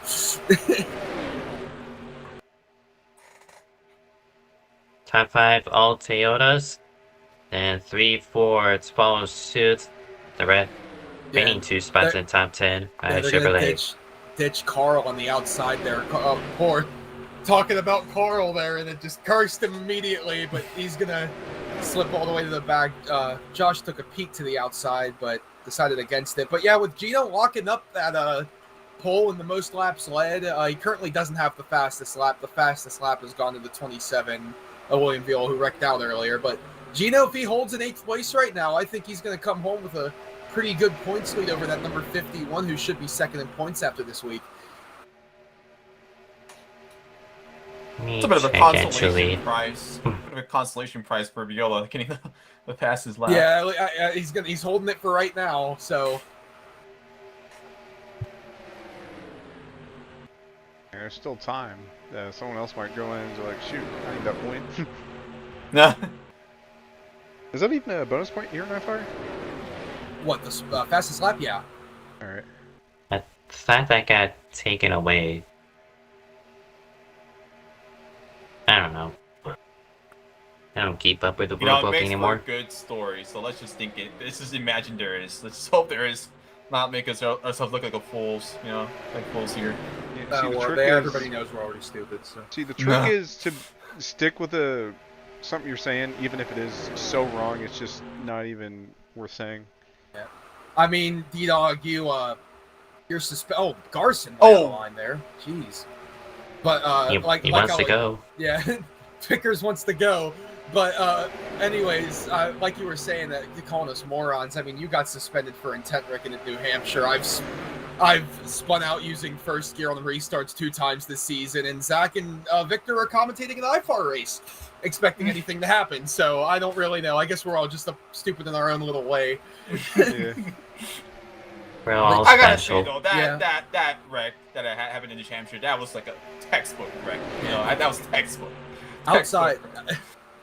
Speaking of textbook, we got the 70, 92, and 31 doing what everybody has tried to do this race and use the outside for a little bit. But I think right now with the here comes Lyle and Tala to the outside. We might get a little bit of racing here, guys. We had the C-line cars, Rivera and Lyle side by side, but Lyle's thinking Gregory has slipped off that line there. It's not looking good for the outside right now, but they're these 4 cars are gonna coalesce together, and hopefully that means we're gonna get a little bit more racing. You would really hope, right? After all of that. God, it's even worse watching it, I thought driving in second for 50 laps was bad, but no, watching it was even worse. Yeah. I don't know. There's a couple times I thought about just pulling up Instagram Reels while this is going on, bro. No, I don't blame you. I'm kind of doing that right now. Taking peeks at my phone.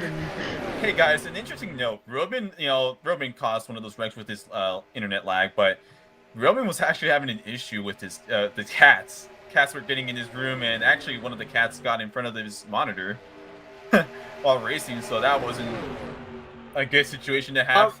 I'm glad it took him about 70 laps for him to think of that excuse. You know, that Hey, was honestly, that's that makes impressive. that so much better. That's impressive. Outside lane begins to fade. Now, side by side is Howell and Frieza Rodriguez battling for ninth. And it's only those four out of the top side. We are within the field window, so to make it to the end of the race. So, would you want to pit early just to get out of the way? I honestly can see an undercut being a huge part of any shuffle of the leaders right now, because it went from being locked on Fords for the first half of the race to locked on Toyotas right now. As the entire top four is Toyota. But if you want to beat any of those guys, you're going to have to come up with some sort of a strategy to get ahead of any of those guys. And a perfect strategy would be the short pit, which I don't know if that would really work out too well, considering it's a plate track and considering the fuel situation. But about a can of gas is going to last you about 18 laps, so you could pit as early as probably 20 to go and make it to the end on fuel. But we're gonna have to see. The outside's starting to get a couple more cars into it right now. Cameron's shifted up there to the high side. They're still wiggling pretty hard, not really connected too well together, but I don't know. You kind of just have to hold out hope for any of these guys to try to battle with the dominant cars up in front. Bro, Chuck, so I just want to say, Ruben heard you say about that. No, I know. Oh. It's called being funny, man. All right. Oh man. Yeah, you're gonna get a cease and desist, man. I'm gonna get a cease and desist. Yeah, try me. Try me. Defamation lawsuit incoming. Well, this outside's starting to fall back a bit now. We've been saying that for about 20 laps. Oh. Oh man. I don't think it really changes. More things change, more they stay the same, right? Yeah, I mean, Clements and Jameson are still clinging on to the end of that. I mean, here's the thing. You got line. Alex leading, you got Jobin second, Gibson third, Rivera fourth. Those have been the cars who have been able to make the outside work. Those were the cars that made that outside work as well as it did, because those guys, I mean, Gonzalez-Greene, Jovan Anderson, and Daniel Rivera, all quality enough drivers at plate tracks to be able to make that outside line work. You just got, I don't want to say unknowns. I don't want to say like I'm calling them out, but obviously we know the quality of driver at those guys that were leading the outside line earlier is better than what's going on right now. And they just seem a little disorganized right now with all the mid-lane shifting that they're doing. But I don't know. It could work out as they lapped Phil Parker there. He's going to try to cling on to the end of the pack. Cameron's going to shoot back out of the line. Same with Carl. They're just desperately trying to get that outside line to work, but I don't really think it's coming to fruition.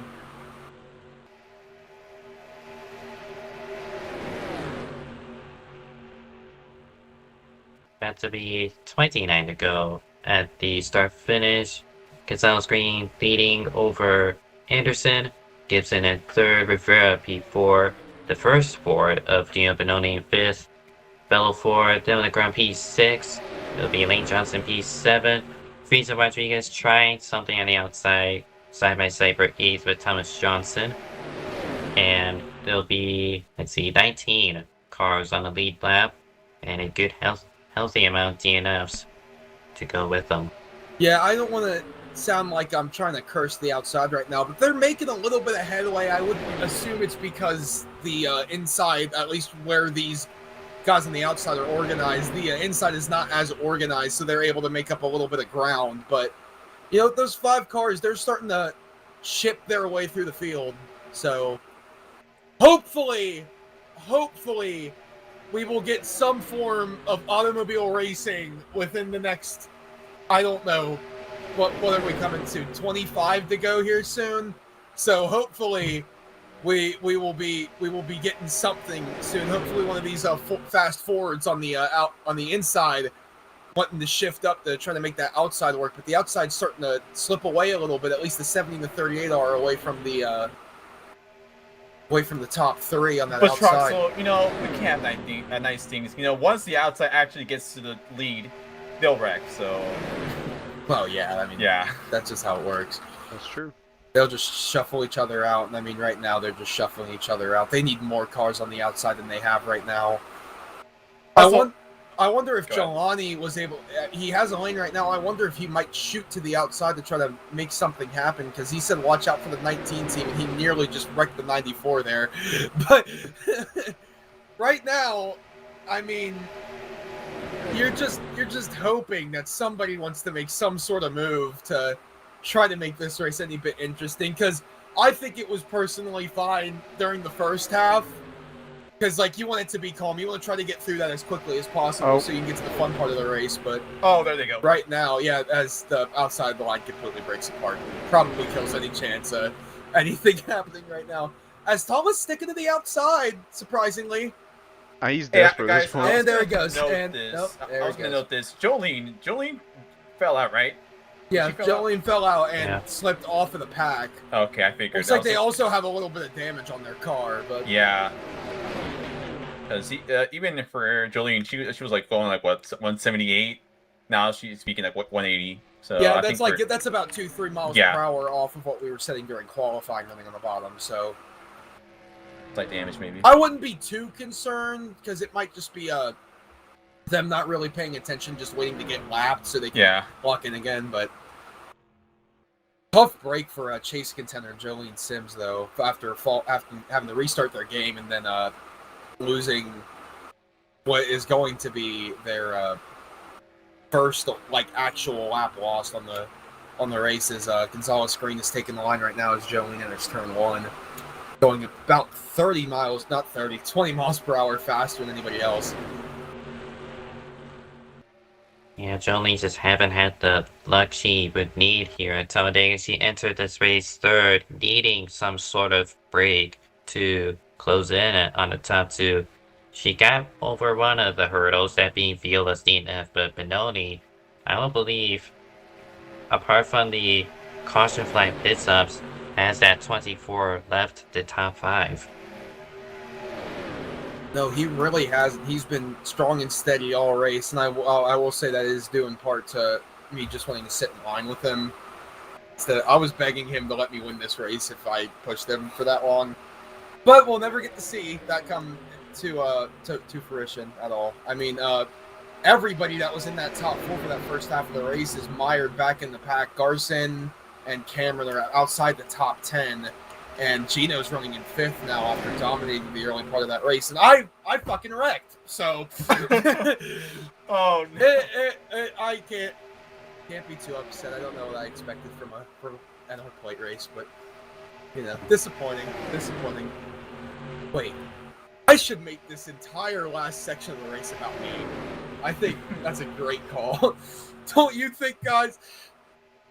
I mean, you already have the Thomas Troxel advice graphic, don't you? Oh yeah, I haven't used that in a minute. No, we don't need to. Just never start in first gear, guys. That's the Troxel top tip. Never start in first gear. Never. Take it from a real first gear starter, like myself.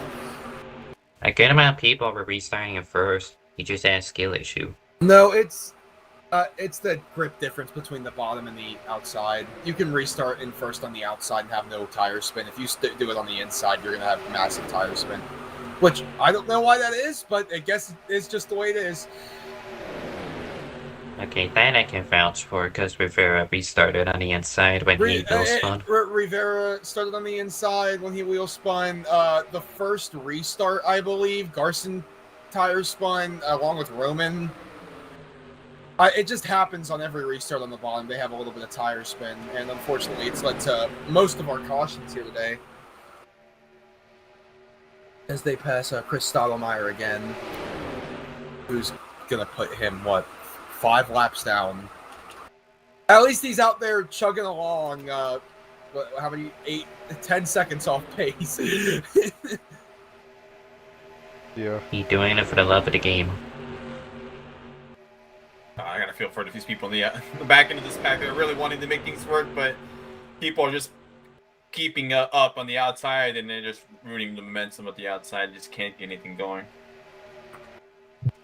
Their only hope of gaining any track time is perfecting pit stops if we happen to get them under green. We're about 10 laps away from the end of the fuel window in this run.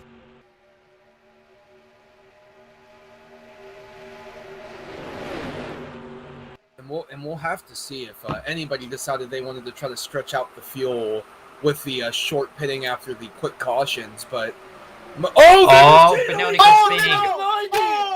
And he He gets clinched by Muyang. Oh my gosh! That's a caution. The 24 is wrecked. I just had to say something about green flag stops. And I believe it was warped from the 90. Let's see it. Or a bad push. Oh, he just got hooked.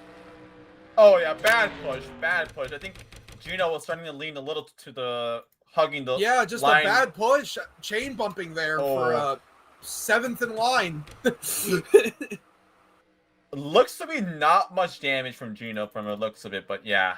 Thankfully for him, but that is your points leader getting turned as we were coming to 20 to go. Oh. And that means that we're not going to have any pit stops for the rest of this race outside of this little caution period here. So fuel strategy has been completely thrown out of the window. And you know what this means? Absolutely nothing is going to happen between the leaders and the rest of the field. Oh. Yippee. That was our only chance of anything interesting happening. May God help us, man. Huh? May God help us all, because there's really nothing we can do now. So all three of the top three heading into this race had some sort of issue. So that leaves Gibson 4th place heading in with no issues. Yeah, and Gibson is sitting pretty in 3rd right now, which, I mean, he's had a very quiet race, but that's kind of something that you want to have at a place like Talladega where chaos reigns supreme. But right now, like I said, he's been quiet this whole race. He was right in the bottom for that first little run, and then he kind of grouped up with the Toyotas, and now he's just sitting with them right now, sitting pretty in 3rd as we come to pit stops here with 20 laps to go. It's going to be interesting to see if anybody takes tires or anything like that, but I imagine with the lack of tire wear, we're just going to have a bunch of fuel-only stops. This is the money stop in Talladega, Alabama. 20 to go, under caution.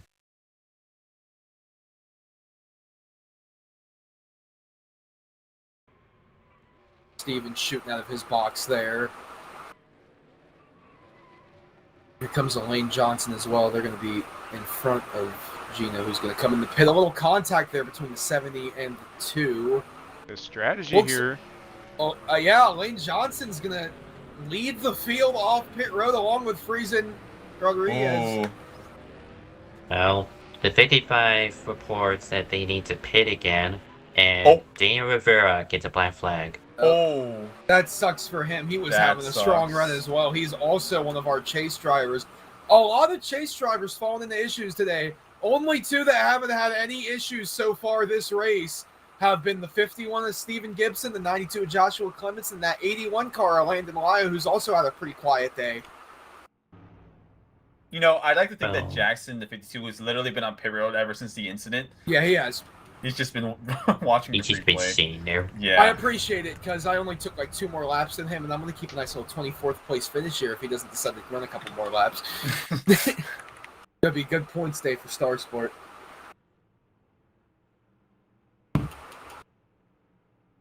So, this is interesting. So I guess 55 going to have to pit again, but... That means Friesen's going to retain the lead here. Yeah. Which, gonna be honest, if Elaine had made their pit stop, it would probably fracture those Toyotas a little bit. But now with the Toyotas just grouped up behind one car, it's gonna be a tough ask for that 01 Friesen Rodriguez to get any help from anybody. Yeah, definitely. And I think someone in the chat was mentioning fuel saving.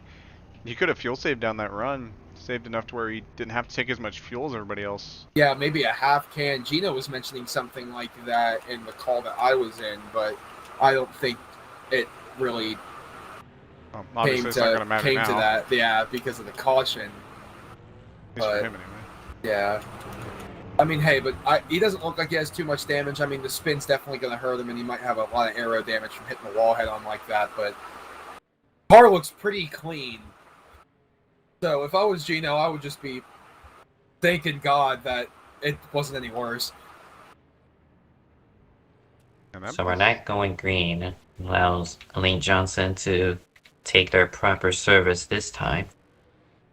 It's gonna be good for freezing because if he was cutting it close, this helps him meet whatever gap that he might have been missing, if any gap he might have had. In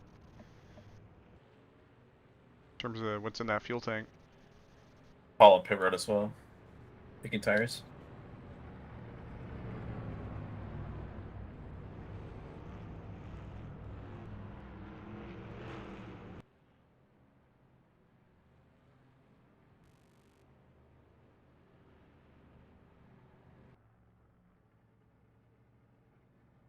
Yeah, in the bag, might as well just top off on fuel, get some extra tires. I mean, your race is already kind of in a bad spot as is. Might as well do something to manifest something different. Not sure if tires are going to really help you much, but at least you got something different. I feel like Troxel's the only person to confirm whether or not tire wear is an issue given the bumpy surface here at Talladega.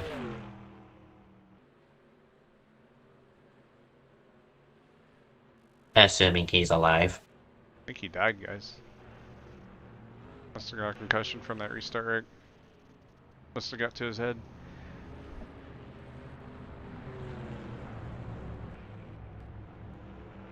Hey, D-Dog died too? Daggone. No, I'm here. I'm Oh, here. okay. He just doom scrolling. Nah, that's fair. They're probably both scrolling reels though, for real. Which I don't blame you. Thought about doing that myself. Going to be choose cone this lap. Friesen chooses inside, and there's 3 Toyotas Whoa, behind him, Clemens. all of them on the outside. That actually might be interesting. You think they would want to line up with the 01 on the inside since the inside has been the most dominant lane so far, but I guess they don't have as much of a confidence as in the 01, the 92, and the 90 working together as much as those 3 have had such a great chemistry during this that last run. But here we come towards the restart zone. And Friesen is going to lead us to the green flag. Oh, yeah, there's another one. It spins Going to out spin back the up. field. And Gonna clips get Rivera Cam the Jam, 15. and Rivera gets a piece of it. Lane Lau also spinning Lyle. at start We're finish just talking line. about Lyle having a clean day, and that Yep, happens. and there goes any interesting thing happening in the race. Oh my. Was this Thomas Troxel all over again, just spinning inside? Oh man. Sure was. Glad to know I'm not the only one with the embarrassing highlight today. Then again, everybody's kind of driven like shit. But Bars in hell. yeah, the bar's pretty fucking low right now. Yeah. And Friesen And I will restarts say- second gear, so Yeah, I can't second blame gear. Start here. Yeah, just No, we can blame it on him. It's all his fault. Unfortunate, but it just how it works. Unfortunately. and due to that embarrassment, the 01 has called it a day. Oh, Shame. He was having a great day too, up until that point.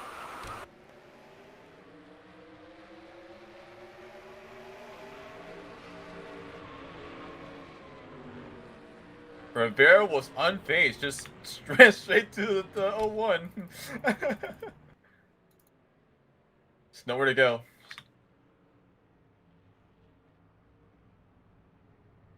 Oh, that really does suck for Lau. Just having a good day and then it happens. Getting clipped. People gotta stop having good days. You know, we gotta stop talking about them. Yeah. Have bad days, and we won't say anything about it. Have one good day, and it's all over.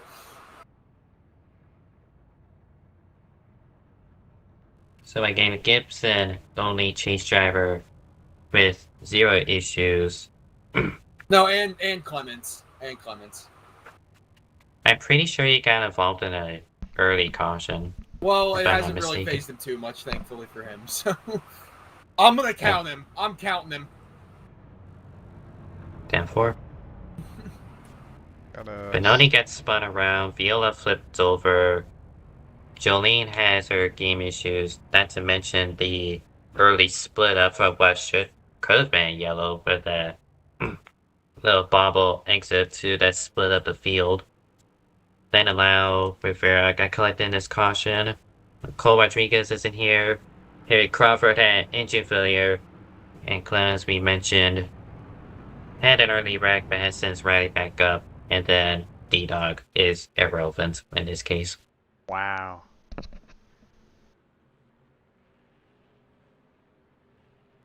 Talladega Gibbons and Talladega Takens. That's true. Someone in the chat saying, why does everybody in IFAR go to Thomas Troxell's remedial restart school? It's a good question. That had to be something said by no other person but Neil Gallagher. Using big sentence enhancers like remedial gives it away pretty good. And we will be choosing this time, so thankfully we'll get this race started. Let's hope for another restart wreck. Yes. It's going to be 15 to go when they take the green flag. Top 2 up for the outside, and the next 3 inside. That's interesting. Steven Gibson looking. I mean, the 2 chase drivers that haven't had a problem all day, lining up on the inside where tire spin has been a huge problem. I'm trying to coerce it into not happening, but I don't know. As we come towards Just the because you restart said that, zone. you jinxed them. Yeah. Yep. There we go. Oh. Damn sure did. They're wanting to spin. At least he didn't spin. Yep. Breaking the draft here. Yeah, for some odd reason, breaking the trap. And that's going to be it, guys. We can just turn off the stream right now. That's all we need to see. Oh, Josh. A little bit of It's gonna go to blinking. the It's going to see. outside. Is Steven going to try something on the outside? Because I think it's go time now for anybody that wants to have any shot at these front 2. And Steven has shown that he kind of wants to go for the win. As Clements is going to look to the outside with help from the 44. 2 Chevys. And my God. Okay. Oh my God. Oh, brother. There was a something. I don't know if I call that an attempt, but it was a something. No, it's just I don't want to race. I don't want to race. I hate racing. Garson going to the inside. Is he going to give the lane to Clements? Yeah, Clements going to be able to shoot down. If everyone in this booth can agree on one thing, is that when it comes to the end of these super speedway races, all other drivers are going to be pussies. Yeah. Yep. Without a shadow of a doubt. That's there. NR plate racing for you. Yep. Except for Gnarl Talladega this season. Everybody actually wanted to race. That was fun. You get sent to the back by the rest of the field because you want to actually attempt to win the race? Who would have thunk it? Yeah, it's just how NR plate racing works, especially on CTS Chassis 1. Just how the cookie crumbles with this package.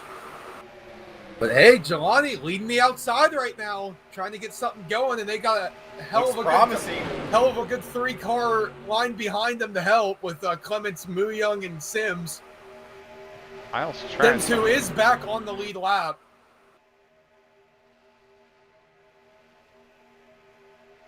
As Thomas Johnson is warping on the bottom. Yeah. Oh. Yeah, he was part of that inside group. 6 in line formerly, but now he's dropped to the back. Going into the inside. Oh my God, they're still working pretty hard.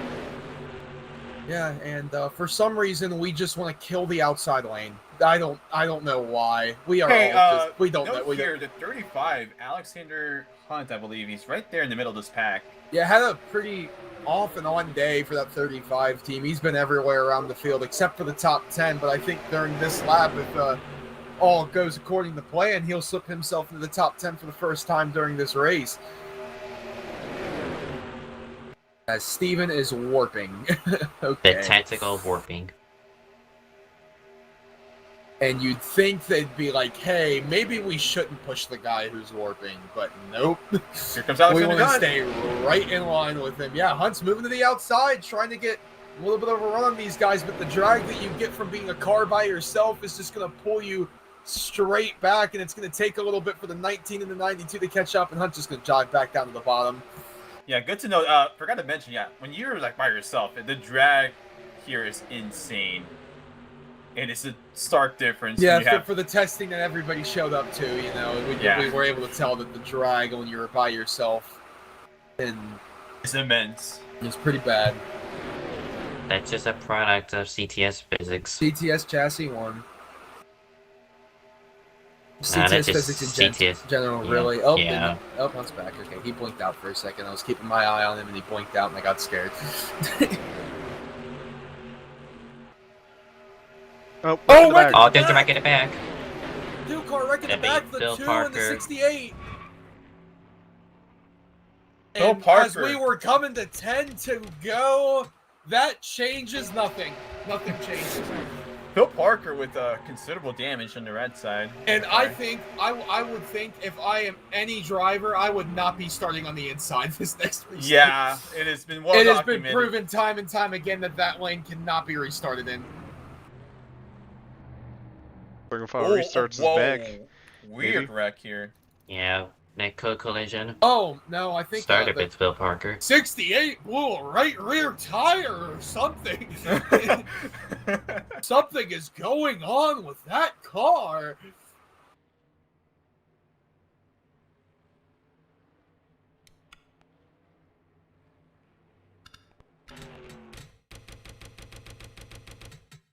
So 10 to go, no one's gonna pit. Unless you were collecting that caution. And assuming everything goes according to plan, we restart with 8 to go.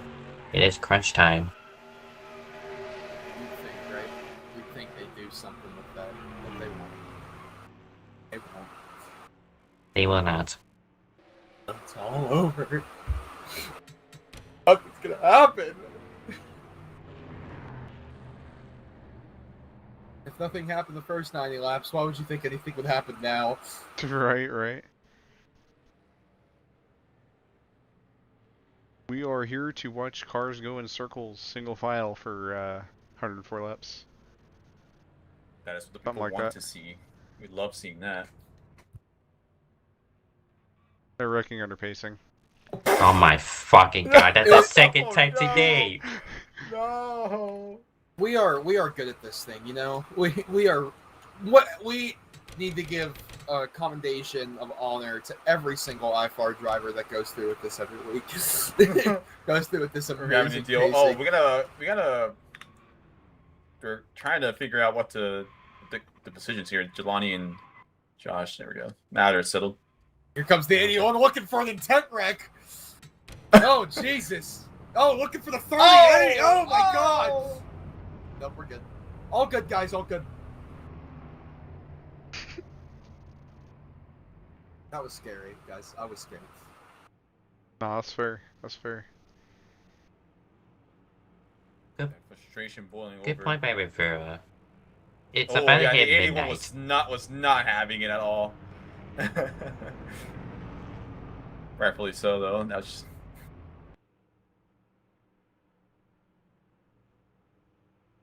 So you think people are going to be tired of Talladega after tonight? For a while, I think just Yeah. play racing in general. Yeah. The game says it's been 1 hour and 44 minutes since Oh he started the session. no, Which is yeah, for not sure. surprising at all. Yeah. Daggum. Darn 11:40 Darn diddly p.m. tootin', East, so 20 minutes from midnight. We're scared. I sure hope they don't have a noise rule around here where you can't race after a certain hour at night. Well, they don't have lights, so that would Yeah. take Well, that out of the there- equation. There was a nuclear bomb let off, so that's why it's so bright out. Scared. Just instigating. That's good. You want that. Oh man.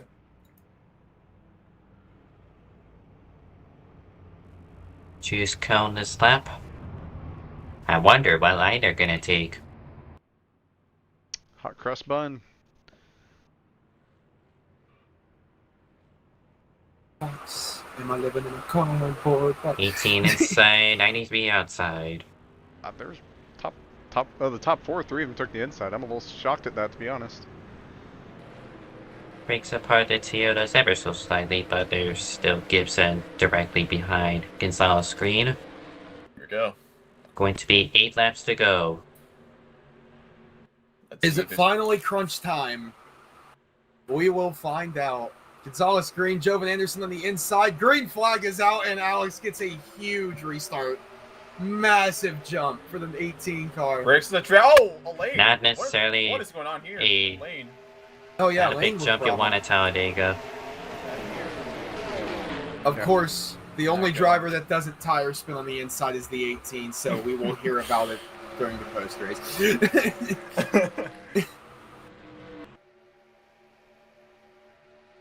Top 3 stays the exact same. Yeah. Lyle's trying to make things work with Clements and Jelani on the outside. Yeah, along with the 35 Alex.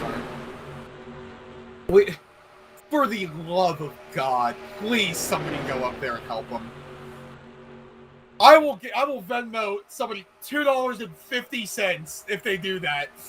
Here comes Garson. I am giving out a Talha. bribe right now. They go up there and just make this something instead of nothing. Oh, well, chain bump between the 81 and the 92, but they keep it straight. Garson's going to jump to the inside. Outside's got a lot of help right now. Is yes. any of it going to help? Here comes Jolene to the Jolene. outside. Who we finally see And some the movement? 15 is well, Rivera. Crunch time indeed. Here they come. They're going to only have 4 cars on the inside. Here comes Jovan to the outside.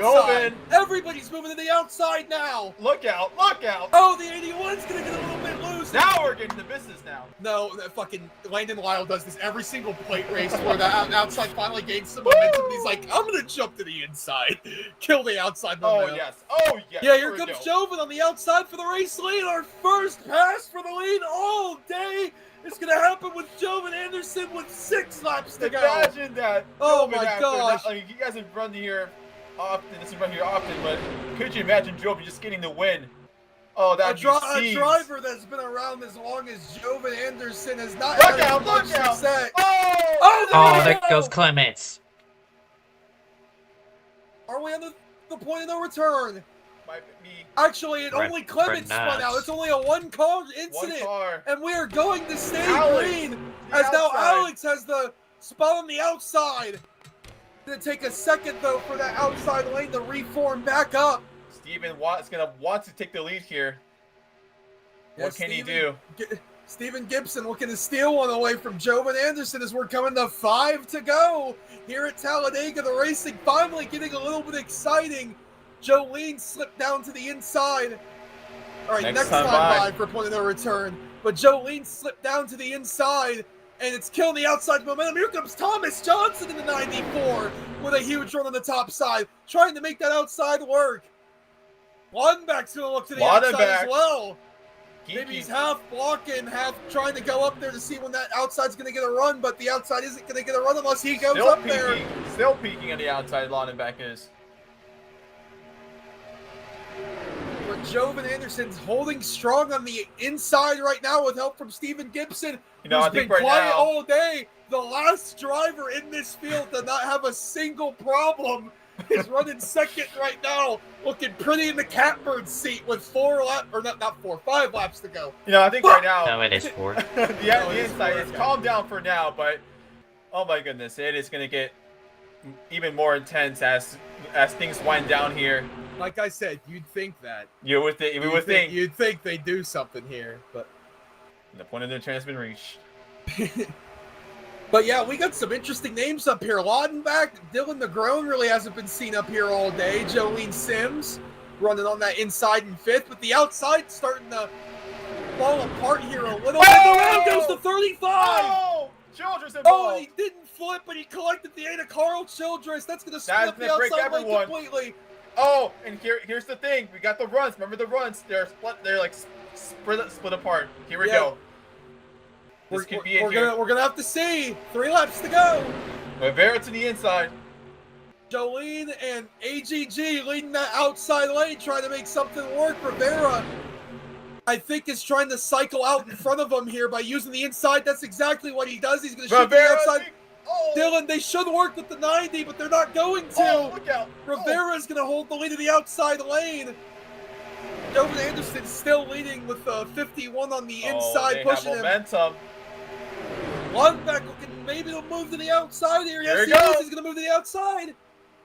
Here we Lundbeck go, in the down the catbird front seat straightaway here. into the tri-oval. They're going to have a huge run. There's no help Oh! on the bottom. Oh, And he a breaks up bumper there for grab. 15.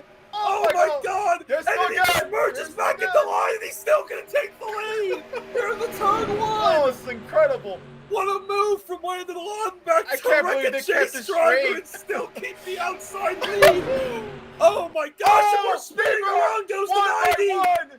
He's gonna save it. He's not gonna flip. Lundback's gonna take the lead on the outside. The inside line is breaking up for the first time all day. Here comes Jolene to the inside. Jolene's gonna take the lead as we come off of turn 4. Coming to the white flag. Oh my God. Lundback's gonna slip in the third. Alexander Gonzalez gets upside down. He got turned by the 14 of TalhaDevYT. White flag is out this time by for Jolene Sims. AGG's gonna want to go to the outside here. Alexander Gonzalez-Greene holds second place with Lundback and Joven Anderson. Thomas Johnson is in 5th place right now. What? Incredible. What? Here comes Alex. Alex gonna make a move here. On the 18, here comes Lundback on the outside. You can fly him back. Gonzalez-Greene isn't going to be able to block it. Oh! Show on the outside. They're going to go 3-1. Here comes Alex on the inside. Jolene's going to hope with Jolene help gave from the the push 94 here. of Thomas Johnson. They're going to need a big run on the outside to make sure any of this is going to work. Thomas Johnson. Here they come to the checkered flag. The outside, it looks like they're not going to get a run. Johnson will go below the apron. Alexander Gonzalez-Greene is going to win at Talladega. After the collecting finish of the 70 is upside down. And ladies and gentlemen, that is probably the worst outcome that could have happened. And we actually had a race happen. Wow. Wow. Oh my gosh. Could you believe that? No. Oh, man. Win at number 3 this season for the league owner, Alexander Gonzalez-Greene. He could have been the chase, but has surrendered his chase spot over. But he's still looking to solidify 11th place in the points.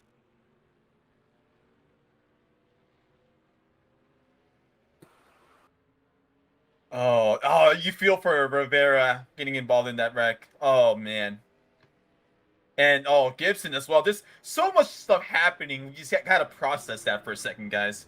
We got to process everything that just happened. We were expecting a nothing burger, and we saw everything just happen in front of our eyes. Just crazy, crazy stuff. Now the chase fell into anarchy, but it's still, nonetheless, a chase spoil once again in victory lane. And Jolene came home in second, too, so I believe they're going to take the points lead out of all of this. Actually, no, Gino came home in 5th. Maybe not. But Jolene is definitely going to gain a lot of points on our, who was our points leader, the 27, William Viola, but still going to gain some points on Gino. Oh, yeah. So, very close race here for the chase, for the championship. Yeah, and guys, people in the comments saying all that for an AGG when I don't blame you. The more things change, the more they stay the same, unfortunately. Yeah, I can bet after all that at the end of the race, a lot of frustration, tempers flaring, especially for the chasers. The only reason anybody would be angry about that is because of the fact that Alex won.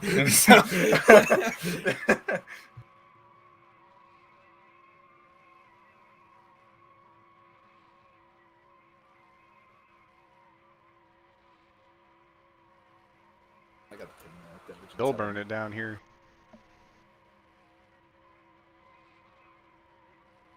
Alright, Lyle poked me. I'm not fucking dragging him up.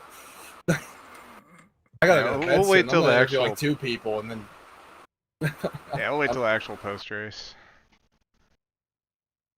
There you go. So you got his burnout, Alex. What a win. Yeah. Right. To read off the remaining unofficial race results, it could change depending on penalties. That's if a 18 car ever does them. Jolene Sims, runner-up finish. That should help her in the chase. Thomas Johnson, 3rd place. I never thought I'll see one. Yeah, that's Yeah, best crazy. career finish Oh, for Thomas wow. Johnson in IFAR. And look, I'm gonna just say this: he could have done like the funniest thing ever. He was literally behind him. That's all I'll say. He Really? should have. Jumping Anderson, tries he might, finishes 4th. Gene Benoni, dominant driver of the day, gets spun, still right back up to 5th. July Howell P6, Landon Lonenbach P7. Garza Muyang in 8th. Landon Lyle P9, and Cameron Jamison completing the top 10. Sierra Cooper P11, Dylan Negron in 12th. Tyler Aziz 13th. Joshua Clements 14th. Phil Barker 15th. 16th is William Gregory. 17th, Daniel Rivera. It really sucks for him. He got bumper grabbed in the closing collapse. Carl Childress 18th. Gibson 19th. He had a clean car and just, well, he just died. Simple as that. Nate Johnson completes the top 20 and the final car to finish on the lead lap. 21st is Alexander Hunt. Chris Stallmeyer 22nd. And the final car to finish the race. A whole list of DNFs to look through. Frieza Rodriguez, Thomas Troxel, 25th, Jackson Brown, 26th, Bedimlik, Iker Vera, William Viola. This is going to be a huge toll on the points. Yeah. He was tied coming into this race, and he finishes 28th.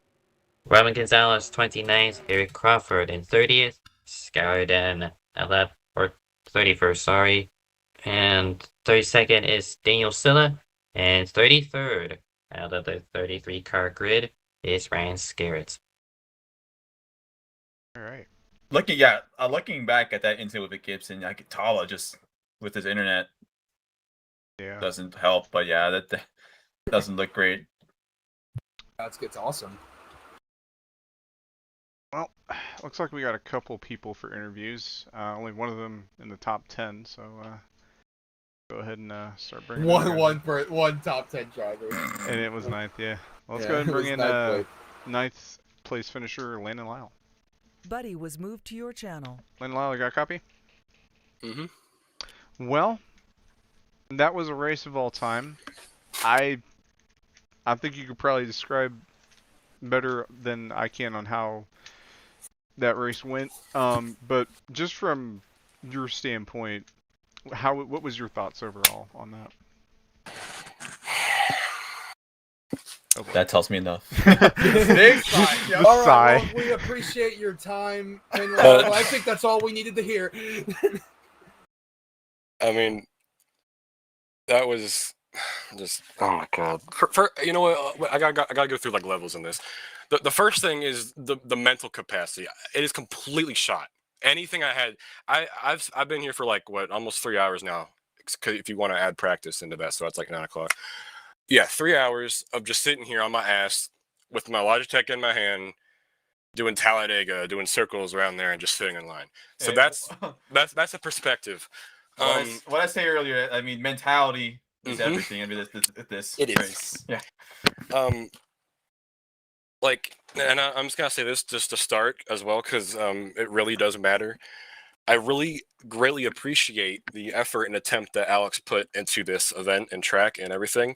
It is really like it has potential somewhat with the bumpiness, but the bottom lane literally had way too much. Just like no one wanted to work, and the bottom just was the powerhouse the entire night, and that it just blew me out of my mind just completely. I can't fucking stand any of that. That was the most like Daytona, like 2000 Daytona 500-esque race ever. I mean, it wasn't. I mean, there was actually some passing, but I was in a group of 8 people working together, and 3 of them died at the start, so we couldn't even work with the rest of them really. And the rest just kind of started dropping like flies or had some alternate issue, and we just couldn't work anything together. No one else wanted to help. I mean, for the ones that did, thanks, but oh my god, it just couldn't do anything. Literally, I'm pretty sure, I might be wrong about this, but I'm pretty sure the only time there was ever a genuine pass for lead was like the last the only pass that we had for the lead on the outside was when Joven passed Alex with like 6 laps to go. And after that, it was just a bunch of just, people going crazy, and that's fine. I understand that was expected. But, oh my god, that was the biggest fucking waste of time I've ever gone through. And it is kind of a shame that we even had Talladega in the chase to begin with, because nothing felt deserving for anybody, I'd feel. That was just a complete... I mean, it wasn't... Like, I'm not going to just sit here and dog on it, but... Like, I mean, you saw me in the chat.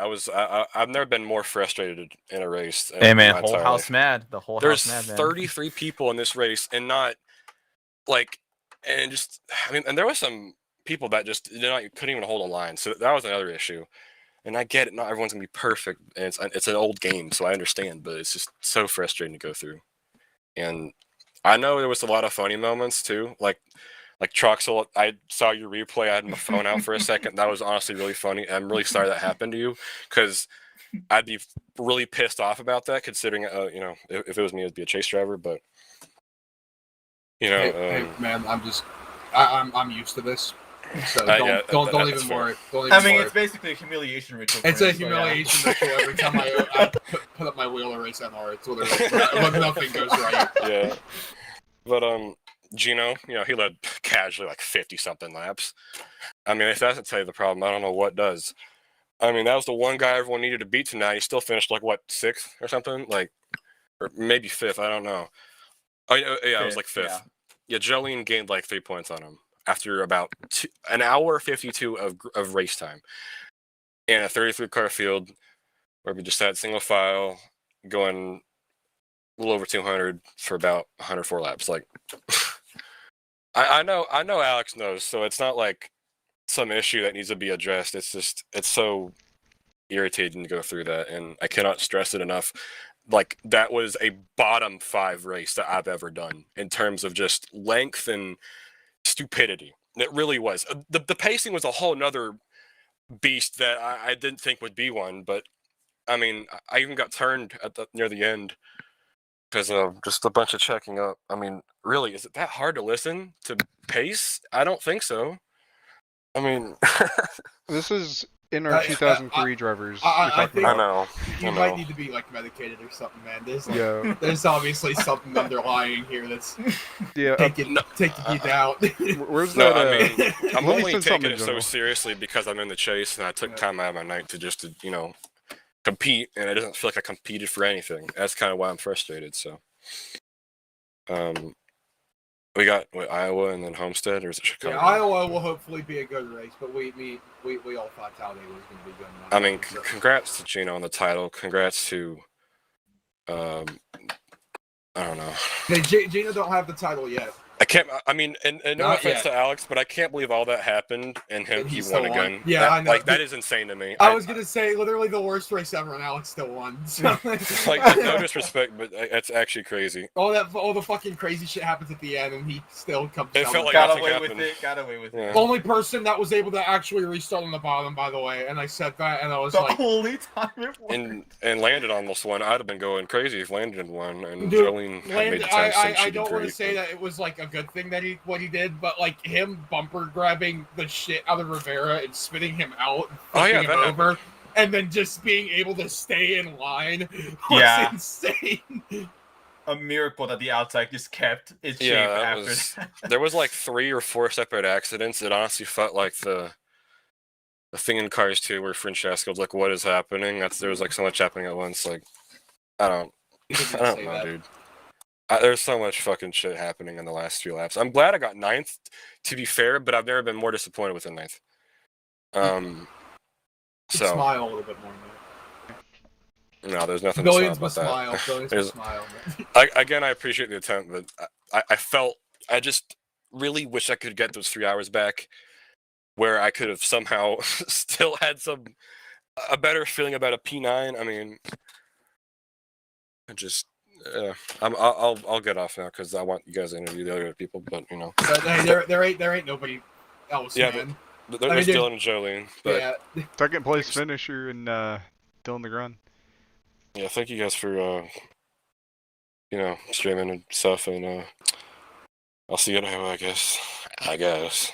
I guess, bro. We'll see. We will actually see you for BPNR's return for their chase. That's gonna Yeah, then that's gonna be so much better. No, It will. It will be. It will No, be better. I really hope it is. If it's another Michigan train, which it more than It's likely going will to be, then It's going to be. All right, man. Good night, guys. All right, yeah, you have a good one, man. And Thank you. congratulations on your amazing, No, hard-fought no. ninth place finish, man. No, bro. I need to go to sleep. So good night. Buddy Good night. disconnected from your channel. All right. Well, next up, I mean, the ground was there first, but Jillian got the higher finish, so I guess we'll go ahead and bring them in. Yeah, I mean, we can talk to both of them. I think we're going to hear about the User same was thing. moved to your channel. User was moved to All your right. channel. We'll go ahead and get Jolene first. Jolene, you got a copy? Yo. Let me turn you up a little bit here. Hello? There we go. All right. Well, looked like you had a interesting race going. A lot of ups and downs overall. Ended up P2. A lot of chaos from just wrecks and such. But overall, what was your thoughts on that event? Yeah, I mean, it was honestly, with it being 104 laps long, I literally just stayed in the back the entire race, and because we don't award, we have like most laps led, I think, in pole, but we don't award like halfway or anything. It's literally just the end. So I just made sure I stuck around, had no damage, and had to leave to restart my computer, but came back, got back on the lead lap, and was just there for the end. Honestly, I was really surprised I was there at the end to maybe win this race, but I feel like I did everything I could, made like more or less the right decisions, just didn't have the help on the outside at the end, but still happy with that. One more question I do gotta ask. Obviously the chase being a big factor in what's coming up. We got 2 races left. I'm not exactly 1,000% sure where that puts you points-wise. Looks like 18 back to Gino Yes. coming these next 2 races. It's realistically possible you could come back up here and contend for the title. I know that'd be really stupid if I could, but it's definitely possible. I did miss half the season because of something, whatever happened at Pocono. So I mean, it would be nice. I'm 18 points back. I feel like in terms of seasons, I feel really bad for Viola, with his luck this race and not being able to finish. All things considered, like being realistic, this is Gino's title to like win and to like lose, So, I mean, I'll do my best. I'll drive my butt off like I do every time I drive, and I mean, who knows? Maybe we'll be there at the end. Do y'all have any questions for Jillian? No, sir. I have No. a question Oh, for uh-oh. Jolene. Uh-oh. I I don't know how you were able to do it, with your issues, going. I don't know if you went like a lap How down. did you do it? I mean, that's from that point to reaching second. I mean, that's crazy. I don't know if you were ever thinking we could get to that point. I mean, yeah, I thought it was pretty crazy. I did end up losing the draft when I came back and I merged back on track. I mean, it all worked out.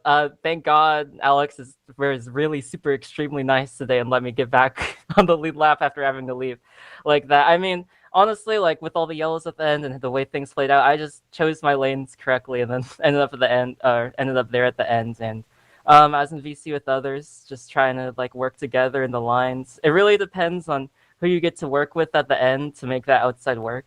And I definitely got the right people with Landon, Rivera, AGG, Lyle, whoever else was up there did a really good job.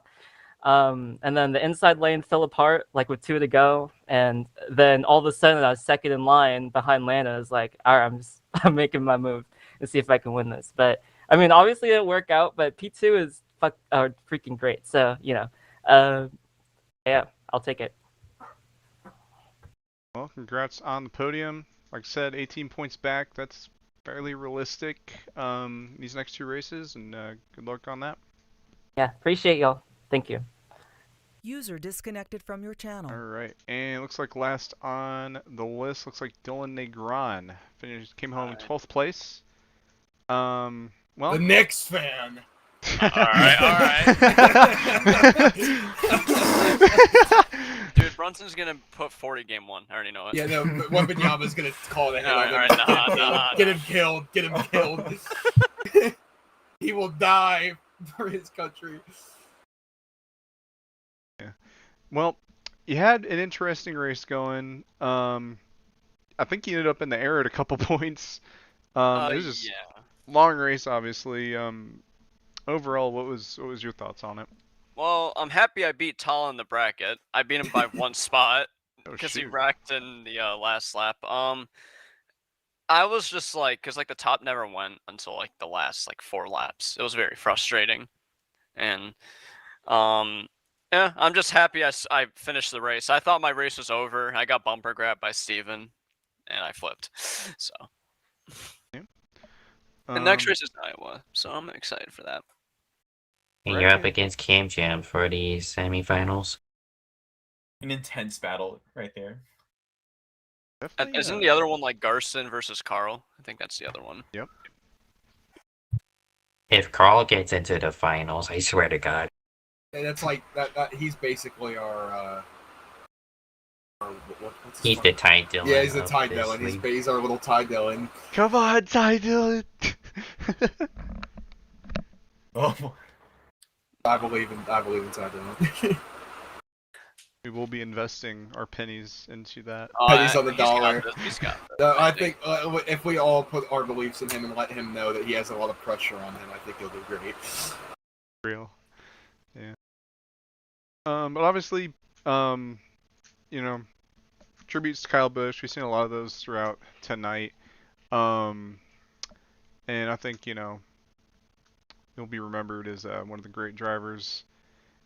I don't really have any other questions related to the actual race, but do y'all have anything else y'all wanted to say just to mention, or anything race related?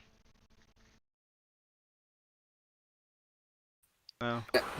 No. Okay. Let's get. I mean, it's open mic. I'll be here. I mean, like I don't. So I gotta go to bed soon anyway. So I'm just kind of waiting for these interviews to get over. That's all good. I want to go to bed right now, honestly. Dude, I gotta wake up at 7 for work tomorrow. Oh, shit. That's a lie. That's a lie. It's not a lie. We know you don't have a job. Not a job. Bro, you ain't one of them blue collars, are you, Ray? No, I'm not a blue collar worker, man. Not a woke collar worker. Don't ever call me that. Well, I think that'll do it. Oh no, it Yeah. can't be it. I mean, if y'all got something else to say, I can keep this going for a little bit longer. I don't know about all night. Where's the leave button? The leave I button. don't know, man. We go till 3 a.m. right now. Yeah. It's 3 a.m. There was times in Essex where the broadcast would just, the post races would be longer than the actual races. At some points, that was nuts. I don't know. It's like Charlotte. I'm just so tired. I don't have many thoughts left. Yeah, I know. 104 laps around Dega. It was also just like kind of boring. Like I don't know how it was like watching, but I was just really bored half the race. I'll say this: there were times where, obviously, when it went single file, it was honestly not. I mean, like not a good watch. I didn't want to do anything like for the first 50 laps, but like I was just basically 2 races crammed into like one big marathon. Basically, yeah. Yeah, man. Hey, Are we in agreement? No. Oh. Please clap. Please. You can't boo me. I'm the vice president. Oh, that's so true. Well, Yeah, next basically week my 2 cents. is the Land of the Corn. The land of the cob. Land of the Cob because of the corn. That it's is gonna be a great race. It's gonna be good. Randall, Iowa. We're off the air. Okay. Yep. Yeah. Can't say Iowa, guys. Can't That say bad. no, that's a slur. Can't be saying that. Bad, guys. Yeah, that's gonna. That's get me really taken, bad. Yeah, that's gonna get me taken off, bro. I'm gonna get friggin' You're banned. gonna get cease and desist. You're gonna get what's happening to Victor right now. I'm gonna get a cease and desist from like Iowa Corn Huskers or something like that. But I won't drag this on any longer. Yeah, I'm gonna go. Thanks for having me. I'll be here I'm next gonna be week. the man. I'm gonna be the. Buddy disconnected from What? your All channel. right. Yeah. Good night, Before the bed. and go Knicks. User disconnected from your channel. There you go. There you go. All right. I'll see you guys later. That is Dog. Bye. User disconnected from your channel.